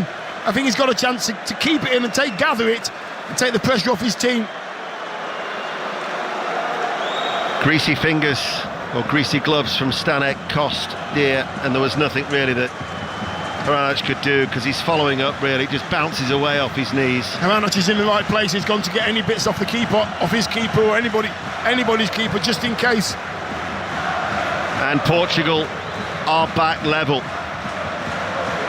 Thing is, Czech Republic would have still taken this scoreline at the start. There'll still that element of disappointment, but if they shrug that to one side, they're 19 minutes away from still gaining a very valuable point in a group with Turkey and Georgia, where earlier Turkey beat Georgia by 3-1. It was a very entertaining game. Here is Ronaldo, leaves it. Vitinha. Cancelo, back to Vitinha once again, pulling the strings, probing in midfield. Ruben Diaz, high up the pitch, near side the right. Back it goes then to the halfway line for Ruben Diaz. I don't know what that little chant is that they've been singing. Isn't it? You're going to hear that in your sleep tonight. Remember in 2004 they had, it was Forza, wasn't it? That was constantly being played around the stadiums. Was that Nelly Furtado? Was it Forza? I have no idea, mate. I'm a jazz man. Taylor Swift, I can cheat off my phone. Deacon Blue, I know off the back of my head. There you go. It was somebody anyway. It was Forza for Portuguese anyway. Coming forward to Portugal, looking for a second goal. 1-1. Oh, Czech Republic haven't dealt with it. Bernardo Silva drives it in with venom. Left-footed. It struck Stanek, and with just a little bit of movement with his upper body and his right arm, he managed to see it bounce away off his torso, because it was a powerful strike. Very much one of those old Peter Schmeichel saves where the ball's going to his right, just puts a straight arm out and bats it away. Brilliant strike though from Bernardo Silva. Portugal are still pressing. Rob, our producer, has confirmed it was indeed Nelly Furtado. That's Rob. Who thought that I was such a music aficionado? I think we know that you're not. 17 minutes remain. Jota is getting a talking to from the referee, and a Czech Republic player is down, and he's now back to his feet. That is Schultz, and the Czech Republic are going to take a free kick, and they're in no hurry to take it as well. Holeš is the player on that far side. Ronaldo's complaining to the referee. Ball played forward. Hranac has forced Holeš a long way back. Chasing after him with renewed vigour is Cristiano Ronaldo, looking as fit as he's ever done. Not easy, you know, to keep up a physique like that, I can tell you. Yes, is that why did you say that then? I'm looking at you right now and I'm asking you why you're saying that. It's a daily grind, you know. It is a daily grind. Not for you, it's not, let me tell you. Saying that, you've been to the gym 3 times since you've been here. I bet it's been a daily grind for you, being stuck with me every day so far you've arrived in Germany. As the Czech Republic, still 1-1 here with Portugal come forward. Souček passes the ball out wide. And now on this near side is the Doyera. He was looking towards Linga, and it went straight through towards the goalkeeper Costa. Portugal pass the ball forward. Fernandes hits it early, hits it long, off the chest by Jota inside the penalty area. Still got the shot goalwards, but it was easily gathered in by Stanek, the keeper. Yeah, I think the game's changed on the substitutions. Linga's come on, Hitiel's come on as well up top for Czech Republic, and it's changed the game. Game's become a little bit more stretched, more energy up top as well for the Czech Republic. Krejci, he's the left-sided central defender of the 3. Yeah. I thought he was certain to get booked tonight, because his record for the champion Sparta Prague, 12 bookings, and he was sent off 3 times during the season. And I thought, if you look at the record of that, run at him, test him, but to be fair, it's almost been faultless, that Czech Republic defence. Hranac again is there, not fazed by Ronaldo. In fact, he was in an offside position. It's a late flag that goes up. It's just so unfortunate that the defender, who's 24 years of age for Victoria Pilsen, has conceded the own goal, because he's actually had a decent game, the number 4. I think the defence of Czech Republic have had a decent game. They haven't really strayed too far from their defensive positions since they've scored the goal. Portuguese have raised their game as well. It's evens now, even Stevens in performance and on the score sheet. This one's wide open for me. Can't call it at all. I really can't. They're going to make a double change.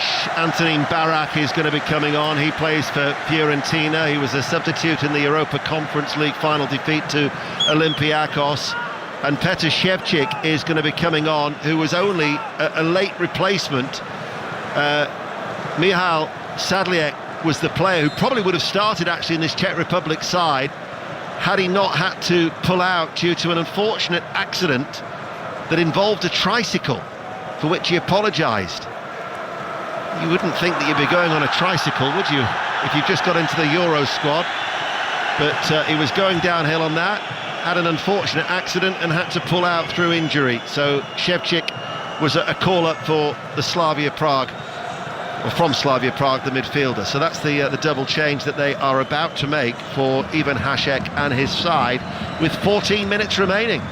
1-1, Portugal and the Czech Republic here on BBC Radio 5 Live. 3 more games tomorrow for you. Croatia, Albania from 2 in Group B, and then the 2 games in Group A, Germany, Hungary and Scotland, Switzerland on 5 Live, and also that option to watch and listen through the iPlayer. Pat Nevin and Alistair Bruce-Ball will be in Cologne for that game against Scotland, and how will they respond after the battering that they took at the hands of the host Germany. 13 minutes remain. Portugal 1-1 here with the Czechs. Infield to Vitinha. Ronaldo at a walking pace. Fernandes goes up alongside him. Jota provides the width far side the left.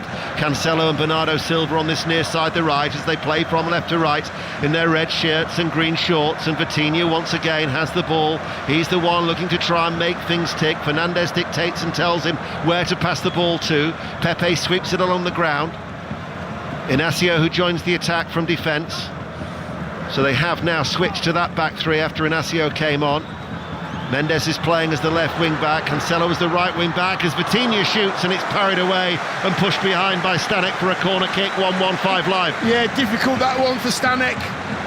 Vitinha shoots from distance, but it bounces about 3 or 4 times. Keeps his eye on it. Nice safe save round the corner.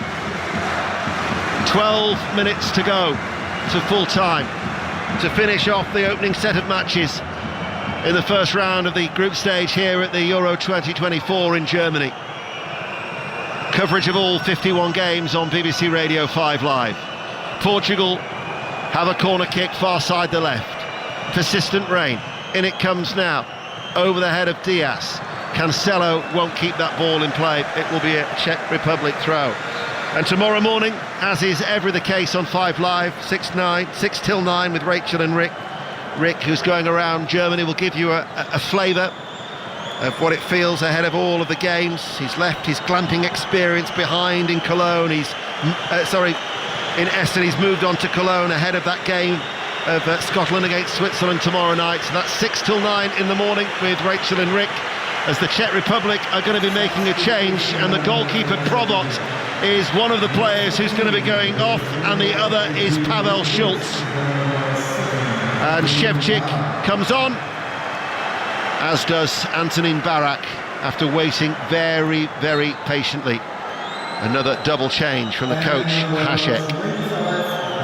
Fresh legs to try and protect what would still be a very good point for the Czech Republic, who since Euro 96 have alternated with either going out of the group stages or reaching the knockout stages. They were quarter-finalists last year, so if you were to continue that metric, you'd think, well, they're due to go out of the group stages, but this would be a point that would maybe go against that theory.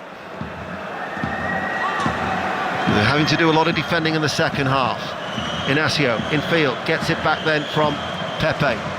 Ball forward, Fernandes, left side of the penalty area. Fernandes cuts inside, checks back in, scoops it goalwards towards Ronaldo. Ronaldo tried to get there, but before him was Krejci. Got himself goal side and snuffed out the threat very, very well, did Krejci. Yeah, great defending there, really was. Corner taken quickly. Left-hand side, Fernandes fires it in, strikes the knee, an outstretched knee of the left leg of Vladimir Soufal. And the Czech Republic will get a throw. And I think that was Antonin Barak was the player who's gone to the ground. And saying that he was caught in the face by, well, he was caught in the face by a stray leg from Fernandes. Yeah, Fernandes was just trying to... The ball's at face height, and he kind of caught a bit of the ball and a bit of the face, and slightly out of control, that one from Bruno Fernandes. Correct decision by the referee. We're on air until 10:30 tonight on BBC Radio 5 Live. Gordon Smart's Euro Party will take over from Kelly. As Barak with the cutback.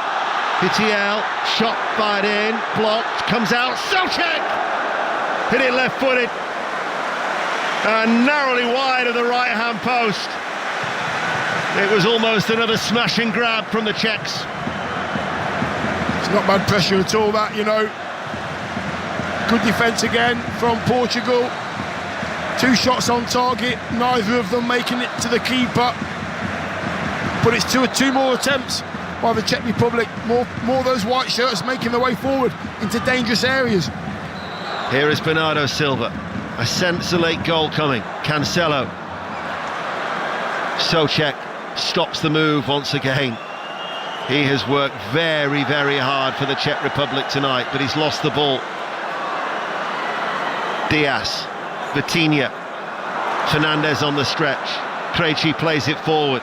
Barak will run away with it midway through his own half, passes the ball back, and then that's passed forward by Diarra.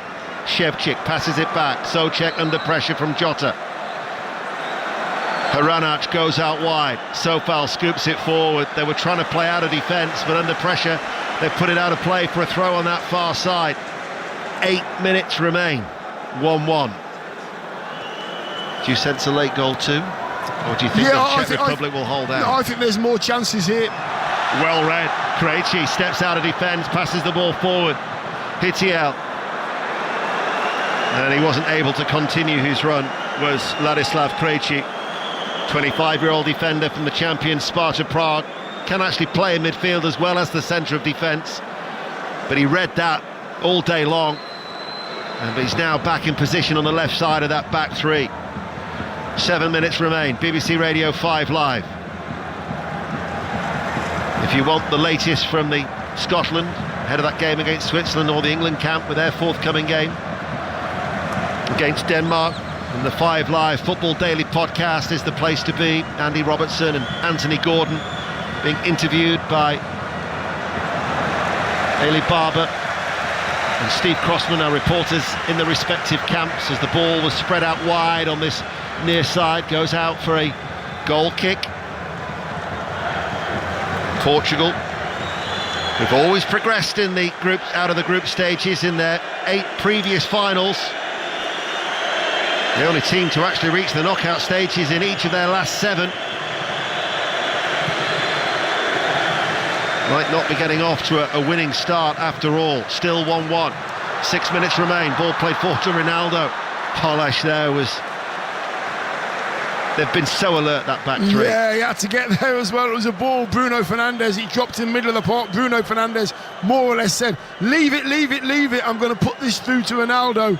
And Hollish was in the right place again to stop that attack. We talked before about their record and how they're hard to beat. That's good play by Mendes, and he accelerates and he passes the ball out towards Jota on the left-hand side. Hranac can't cut it out. Jota enters the penalty area. Hollish though was back, and then Hranac is quickly back to his feet. They've been sharp as the challenge comes in on Sofal from Mendes. That'll be a free kick. Sofal has stayed down. We talked about their ability, that they're hard to beat. They actually came into this game on the best run of form in 17 years with 5 successive wins. They are playing with a belief and a spirit. Yeah, and a belief and a spirit and a confidence that they know they can get a result. It might not be the best performance, but they can get results, and they've been doing that previously on their way into this competition. Finally balanced this one. We haven't got long left, 6 minutes or so. I think there's another couple of chances in this game. What's interesting about the result earlier, with Turkey beating Georgia 3-1, Hitiel is forward, Barak tries to return in the ball, Pepe though dealt with it well, Bruno Fernandes, there is a real urgency as Barak wins it back from Fernandes for the Czech Republic, and the reason why is that if Portugal, after Turkey beating Georgia earlier on, and indeed Turkey will play Portugal next in Dortmund, if the Portugal were not to top this group, therefore there's every chance that they could play France in the last 16, and they drop in the other half of the draw. If you win the group, you're going to play a third place side, and that was where for me there was the appeal for Portugal for doing well in this tournament, likely to top the group, coming into it so well. Absolutely, but they've come into this game probably expecting to win this game, but they've come up against a stubborn Czech Republic side in the first half, and now the Czech Republic side have reared their head and showed that they can play a bit of football, and they're committed to scoring goals as well. Well, that won't be easy. Where the Turkish support will generate a wonderful atmosphere inside Dortmund as they did today, and that second game, which is on Saturday, will be a tough one for the Portuguese as a cross comes in. Ronaldo's downward header, it's the post, rebound headed in. Jota and Portugal have come from behind and now lead the Czech Republic by 2-1. Ronaldo so unfortunate, Jota's so alive. Portugal 2, Czech Republic 1. That's incredible, oh my word, what an unbelievable cross. Header from Ronaldo that hit the post. Who's on the spot? Mr. Jota. Potential offside leading up to the goal. There is a VAR check underway as the the Portuguese fans celebrate, and Portugal have found a way. Amidst the din, Marco Guida, the Italian referee, just checks his earpiece. Massimiliano Irrati, his fellow countryman, as now Guida instructs the crowd, and already that goal has been ruled out. The referee is saying it does not count, and Jota's celebrations are cut short. Goal disallowed for offside. Haven't had chance to see it again. I'll tell you what, that VAR, if they can work as well as that in the Premier League, I'll have it all day long. Ronaldo, it was. To an exception. Yes, exactly, yes. Not against your teams. Anyway, it was Ronaldo that was offside. The initial cross that came in from Cancelo, it was Ronaldo with the first header. He was marginally offside. His left shoulder strayed. So it was Portugal, had that goal disallowed, and it's the Czech Republic support, and Dion has called it perfectly, that it was down to Ronaldo. He must have thought that he had another record. This, by the way, is his 48th appearance in a major final tonight. He is the record holder when it comes to appearances in the Euros too. Record goal scorer, looking to become the oldest goal scorer in the history of the European Championship. And the Czech Republic, who looked so despondent when that ball initially went in from Jota, who reacted so sharply.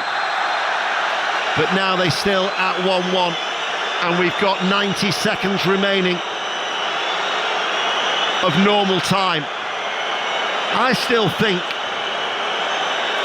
that there could be at least another 5 minutes. I've just seen it again off the decision. It was his shoulder, wasn't it? Left shoulder just went slightly too early. Ronaldo with the disallowed goal. A few boos there for Jota. Goal kick for the Czech Republic. Activity over on the far side. Roberto Martinez is going to be making more changes. We're going to be seeing Pedro Neto come on. Vitinha is one of the players who has gone off. So Pedro Neto coming on for just his 8th appearance, the diminutive Wolverhampton Wanderers player. So Vitinha goes off, and also Francisco Conceição, who is the son of Sergio, who's actually now his club coach at Porto. He comes on, and Cancelo goes off. So Vitinha and Cancelo are off. And so the two attacking players have come on, but time desperately running out for Roberto Martinez's side. And the Czech Republic with Hitiel, far side the right, plays it in. Outstretched at the back, there was Diaz to clear the ball away. Hooked further clear by Conceição. Ronaldo coming back to try and keep it alive for Portugal. Turnover in play. Sofal gets it for the Czech Republic. Goes on a marauding run right-hand side. His cross cut out by Bernardo Silva, who clears it. But they have so many red shirts back that will only go as far as Krejci. Back out towards Doyera on this near side. Some optimistic Czech Republic supporters behind that goal want them to keep on pushing. There's the ball from Barak, and David Doyera has gone down holding his face. Referee has had to stop play because it's a knock to the head. The other change as well was Dalot going off and Nelson Semedo. So two Wolves players have come on in the closing stages. For Dalot, the last fifth and final substitution, going off. And in fact, Nuno Mendes, that was it. So we got Semedo on for Nuno Mendes. 4 minutes of added on time. Portugal now after that raft of substitutions. Cross comes in from the left-hand side. Conceição snaffles it up. The substitute in injury time. That goal will stand. Wild celebrations for Portugal. They've come from behind. They lead Czech Republic by 2-1. He was so alert inside the 6-yard box. Hit it low, firm, left-footed. Portugal 2, Czech Republic 1. Oh, Stanek's been outstanding, the goalkeeper, all night. He spills one. He spills two. What's going on? The keeper's been brilliant. Conceição's there on the dot. He's got a tap-in from 4 yards. He's been on the pitch for 10 seconds. First touch, thank you very much. His dad, Sergio, once scored a hat-trick at the Euros against Germany. That's one for the family archive, because Stanek slipped and stumbled as the cross had been delivered in low, and Conceição pounced on the ball. He's got a yellow card for his efforts after taking his shirt off for the wild celebrations. But the Portugal fans away towards our right-hand side have got those flags out yet again. And the Czech Republic will feel that they have had a real dose of misfortune, an own goal, and then a deflection and a desperate slip from the goalkeeper. And Conceição was the one who was able to capitalise. Holesh has come off, Hore has come on as a late substitution for the Czech Republic, which is a forward for a defender in a desperate attempt by Ivan Hašek to try and get something from this game, but only 60 seconds remain of stoppage time. But the ball is played forward. Linga looked towards Hitiel, cleared away. Here is Barak, referee almost gets in the way. Chip forward, opportunity, header just drops wide. That was from Shevchik, I think. Oh, it was from Linga. Flag had gone up, I think. Yeah, the flag had gone up. Two good chances very, very quickly for the Czech Republic. It just goes too early. Flag goes straight up. And all of a sudden it's Portugal who are in no real hurry to take it. What a dramatic second half this has been. You have to feel a bit of sympathy for the Czech Republic. Yeah, you do. I'm just watching the replay here of the Conceição goal, and Stanek just slips. The ball's only 2 yards away from the keeper. He slips, he can't get there. That could be the goal. But if you look to that 6-yard box, not surprisingly, with the amount of heavy rain that we've had, it's cut up, it's heavy. He looked like a late night reveller just trying to get back to his feet as he was slipping and sliding on his knees. Absolutely, absolutely. He's been great all night. He really has. Portuguese flags are out to our right-hand side, behind Stanek's goal, all waving them above their heads, and it's silent to the left of us. All the red and white shirts and fans are silent, no movement, no clapping, no nothing. Contrasting emotions. The Czech Republic, who took the lead, now trailing by 2 goals to 1. And Portugal, first time in Portugal's history that they qualified the Euros with 10 wins out of 10, are going to get off to a winning start with an injury time goal from Francisco Conceição. And there is the final whistle. Portugal have beaten the Czech Republic by 2 goals to 1. Cristiano Ronaldo gives Conceição one mighty big hug. That was a powerful embrace as Portugal celebrates. And the Czech Republic have been left crushed. Yeah, I'm not surprised they feel. A few players in white shirts sat on the floor. They've given a really good account of themselves. First half, they did what they needed to do to stay in the game. Portugal couldn't break them down. Second half was a completely different animal. The substitutions changed everything. The game changed its direction. We got goals, we got entertainment. Portugal have done what they needed to do in the end. Unfortunately, Czech Republic haven't done enough.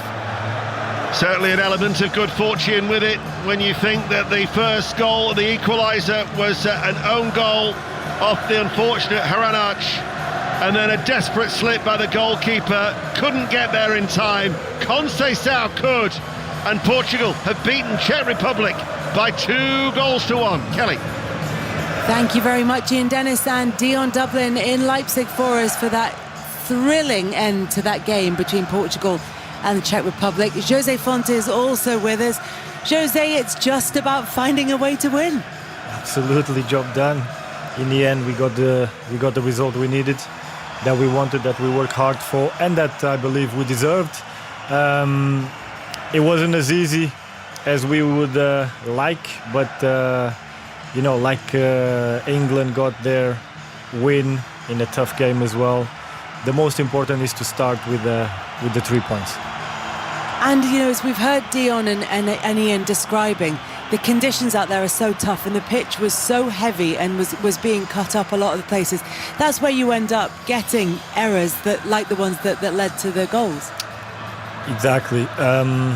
This second goal of Portugal, the defender didn't manage to adjust his feet, wasn't quick enough to react, and then when the conditions are like this, wet, difficult, anything can happen, and luckily for Portugal, the ball stayed in and around Conceição, and he managed to put it away, which for us Portuguese, it was very rewarding. A deserved win for Portugal, as you described it. What was it you think about that performance that earned them the 3 points? Well, I thought that we dominated like we was expected to. In the first half, just a little bit too slow on passing and moving. But then in the second half, in the start of the second half, we improved on that. And they scored against the run of play. And then obviously things become a little bit more tricky. But we managed to get the goal because we put the ball in a dangerous area. We managed to keep doing that, creating half chances or one or two chances, and then in the end we got the result that we looked for. And are emotions spilling over a little in Leipzig, Deno? We've actually had two pitch invaders who came on. The first came on, I think, with his mobile phone in his hand, looking for a selfie with Cristiano Ronaldo. He got very, very close, actually, to Ronaldo. He was thwarted, though, by some of the other Portugal players. And whilst the security guards then were dealing with him, a more rotund spectator struggled to find his way towards the penalty area, took advantage of the fact that the security guards were being preoccupied, slipped over as if it was watching a game of It's a Knockout, and then was challenged by a member of the Portuguese coaching staff, fell over in the mud, and then was apprehended, and he was taken away too. I think he was carrying his camera, it was too heavy for him. Look at the Belgians. That's It's a Knockout, isn't it? That's It's a Knockout. I tell you what, there's one for all our younger listeners there to very much enjoy, dear. Look, we heard from Jose there about Portugal's performance. As he said, it was, they had the lion's share of possession, they had the control of the game, but there was a real opportunity there for the Czech Republic to be able to take a point, if not maybe even more at times. Yeah, listen, they hung in there. I mean, the way they played in the first half was very frustrating for Portugal, but they came out with a plan and they dealt with it. Dealt with Portugal in the first half. Second half, everything changed.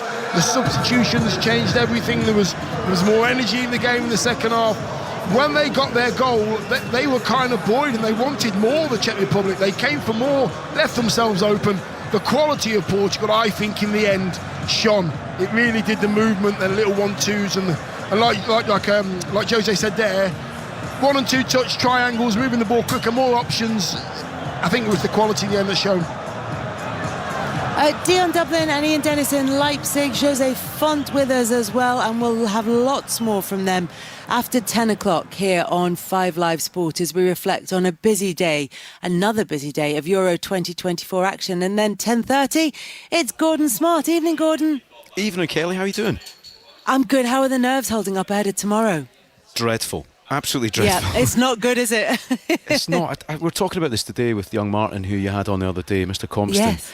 And it does feel like the biggest game since 1996, doesn't it? It does feel like the biggest game since Ali McCoy scored that goal. Actually, even bigger than Friday, because expectations, I didn't think we'd beat Germany. I don't think any of us really did. But this game is so important. And also, Kelly, you don't want that last game to be a dead rubber, do you? No, exactly. Pat Nevin was in earlier, and he seems to think that, other than, improvements everywhere and in every single detail, he thinks that Billy Gilmour starting could make a big difference. Billy Gilmour, again, I think all of us really wanted him to start the first game. He's so good on the ball, he's comfortable under pressure, and I think, again, you've got to give him a spin. Got to change it up quite a lot, I think, Kelly, and that would be a popular choice with the Tartan Army. There's no question about it. So you've got the Euros party coming up at 10:30, even though you don't sound like you're particularly in party mood. What have you got coming up, Gordon? Well, my party wing's been well and truly clipped. I'm spending most of it babysitting Mr. Compston, but we are going to focus heavily on Scotland tonight. I've got some of the Tartan Army here who seem to have just moved to Munich permanently, Kelly, and we'll be looking at that big game tomorrow. It feels like a cup final. That's the chat I'm getting from the lads here. We'll also get a little bit of Portugal and some other guests from around the globe. Last night was great. We had Ukraine, we had France, we had Romania. Tonight, Portugal, Scotland, and a bit of Turkey. Thanks so much, Gordon. Looking forward to it. Archie Rentut was with us earlier, and he said as he made his way around Germany, there's more Scotland fans than there are German fans on display, and certainly more Scotland flags as well. But looking forward to hearing more from Gordon at 10:30 here on 5 Live Sport. We're going to be talking much more about Portugal's 2-1 win against the Czech Republic. We'll also hear from Steve Clarke ahead of Scotland's big match against Switzerland tomorrow. One other result to tell you as well from Euro 2024 today, and it's in Portugal's group. Turkey defeated Georgia 3-1 at a very wet Dortmund earlier in the day. We'll be reflecting on all of that after the BBC News with Dan Maudsley. The voice of the UK. And the home of the Euros and the general election 2024. This is BBC Radio 5 Live. Good evening. 7 of the main parties have been debating crime and immigration in tonight's Channel 4 debate. The Conservatives, Labour, Lib Dems, SNP, Greens, Reform and Plaid Cymru clashed over climate change, stop and search and immigration. The Scottish National Party were critical of parties taking an anti-immigration stance. Here's the SNP's Deputy Leader Keith Brown. They're additions to our country. They pay tax, they contribute. That's the way we should be looking at immigration. And also, the fact you have the small boats, and I know that's an issue much more in this part of the country, is because the Tories have cut off every legal route to immigration. That's why they've been forced into small boats. That's why people are dying in the Channel. You have to have a complete rethink on immigration. And honestly, the Labour, Tory, chasing reform votes is not the right way to go. The businessman and political donor John Caldwell has told the BBC he'll support Labour for the first time in his life next month. Mr Caldwell donated £500,000 to the Conservatives before the last election and has described Rishi Sunak as an absolute dud. But speaking to our political editor Chris Mason, he stopped short of saying he'd donate money to Labour at this election. My thoughts on Labour historically were very negative. And what I've seen now, the more and more I've looked at Labour, is a transformation. Is this going to be the first time you'll have voted Labour? First time in 51 years, yes. The parents of Stephen Lawrence have expressed disappointment at a decision not to prosecute 4 retired detectives who ran the first investigation into their son's racist murder. Baroness Doreen Lawrence said she was bewildered and angry at what she described as a new low in how her family had been treated by the criminal justice system. The Horizon inquiry has heard that the Post Office tried to sabotage the work of a team investigating problems with its IT system. The accountancy firm Second Sight was brought in to establish whether sub-postmasters were right to blame Horizon for their financial losses. Ron Warmington and his colleague Ian Henderson were later sacked by the Post Office after Mr Warmington told MPs the business was refusing to hand over files. He told the inquiry that the Post Office blocked Second Sight's investigation in other ways. We made a point, and my entire team made a point, of writing things with extreme clarity. We checked for that. So it was unusual to have any report that wasn't completely clear. And yet, Post Office seemed to find reason to challenge just about everything we said. And a final reminder from me that there are now less than 2 hours to register to vote in time for the general election. Anyone eligible who is over 16 or 14 in Wales and Scotland can register. Only people who are registered and 18 or older on the 4th of July will be able to vote in this election. You can sign up before 11:59 tonight by searching Register to Vote or going to gov.uk/register-to-vote. You don't need us to tell you there's a general election coming. So what does it mean for you? Every day on Newscast, we dissect the big talking points, the ones that you want to know more about. With our book of contacts, we talk directly to the people you want to hear from. And with help from some of the best BBC journalists, we'll untangle the stories that matter to you. Join me, Laura Kunsberg, Adam Fleming, Chris Mason and Paddy O'Connell for our daily podcasts. Newscast. Listen on BBC Sounds. Euro 2024 Deutschland. With Kelly Cates. On 5 Live and BBC Sounds. Hello, welcome back to 5 Live Sport. We're with you until 10:30, at which point it's time for Gordon Smart's Euros party. We've just seen a dramatic finish to the match in Leipzig. Portugal came from behind to beat the Czech Republic by 2-1. Ian Dennis was watching. It certainly was dramatic, Kelly, and they achieved it with an injury-time winner against the unfortunate Czech Republic, who had conceded an own goal from Hranac, and then after a deflection and a desperate slip from goalkeeper Stanek, the substitute Francisco Conceição capitalised and pounced from close range. Provoc's fine strike from 25 yards out had given the Czechs the lead in the second half against the defence involving Pepe, now the oldest player in the history of the Euros at 41, but Portugal kept pressing. Jota had a goal disallowed, and there was Conceição with the winning goal, and now he can say to his dad Sergio, I've also scored at the Euros, after he had bagged his hat-trick back at Euro 2000. So very much keeping it in the family, and one of the tournament favourites are off to a winning start. And alongside Ian Dennis in Leipzig, Dion Dublin, Jose Font is also with us as well. That was the second match of the day at Euro 2024 after Turkey beat Georgia 3-1 in Dortmund earlier on. A very wet and soggy Dortmund, although it wasn't much drier, it has to be said, in Leipzig, which made conditions pretty difficult. But Jose, an important 3 points for Portugal. All that matters to get off a winning start. Obviously, ideally, you want to play well, you want to score many goals, attractive football, but at the end of the day, 3 points, we move on, we are closer to our objective. 90 plus 2 minutes, though, for the winning goal in that game. It must have been getting a little bit nervous. Absolutely. Biting our nails, for sure. But like I said at halftime, we just have to keep patient because the chances will arrive. And with the players that we can bring on, like Dion said as well, when we bring this type of players like Neto, Conceição, and the others that didn't even came onto the pitch, we have many more. They make a difference when they come into the game. They make a difference and they can make something happen. Like Jota was very important as well. So,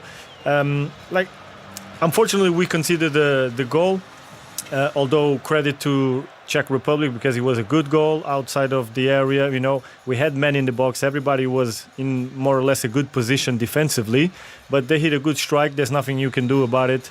We reacted well. We kept putting balls in dangerous positions. They made a mistake, we scored, and then in the end we got the result that we deserve. Jose, what would Conceição's dad Sergio thought of his goal? Can you imagine, eh?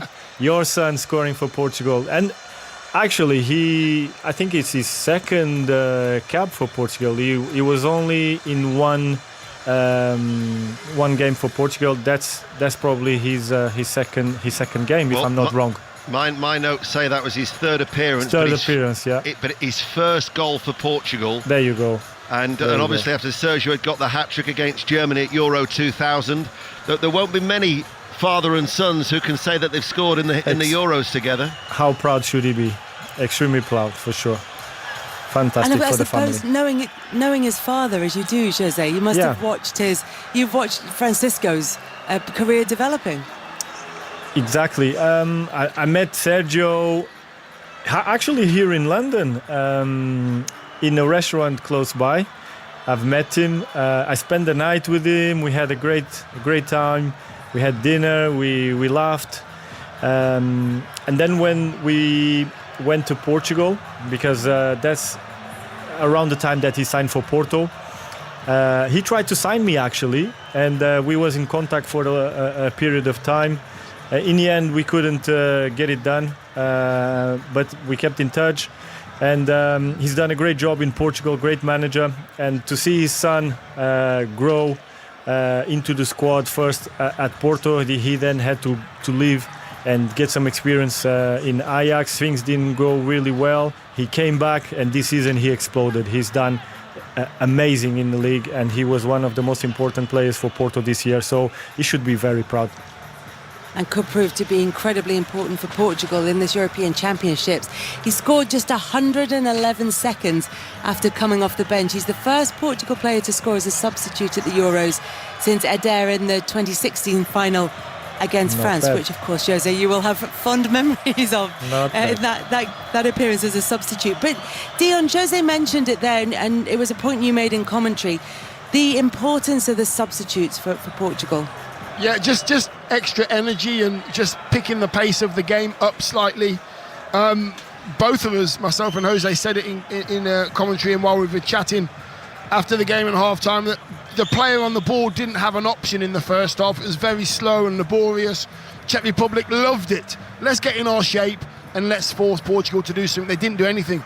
Subs come on, energy, pace of the game changed. Soon as the pace of the game picked up, Portugal came into their own. That's what they do. Play quick, get in behind, create chances. They made...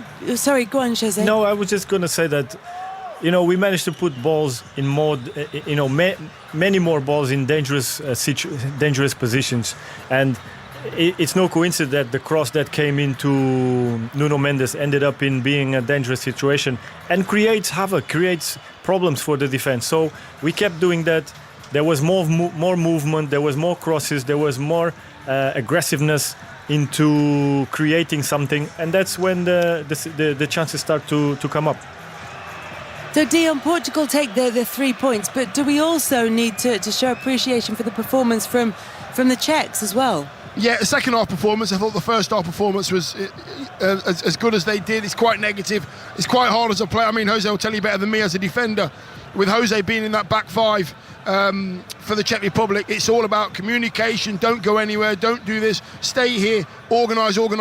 It can be very mentally draining. Second half, Portugal changed it up. Like I say, subs changed it. Changed it for the Czech Republic as well, to be honest. Crosses came in. It was such a better 45 in the second half to watch, and I would imagine to play in as well. Dion, a load of long-range goals in this as well. 11. I think it's about a third of the goals already scored in the Euros. Brilliant. Have been from outside the box. Been brilliant. I mean, Czech Republic's goal was outstanding. I mean, he curled it away from the keeper in off the post. It was a brilliant strike of the ball. And I think we've seen a couple of those, seen a couple yesterday as well. It's the finish of the tournament so far. Edge of the box, away from the keeper. I mean, Sofal did so well to set it nicely and it goes off the post. But Dion, which ones sir. Do you like more? The tap-ins or these ones? Come on, be honest.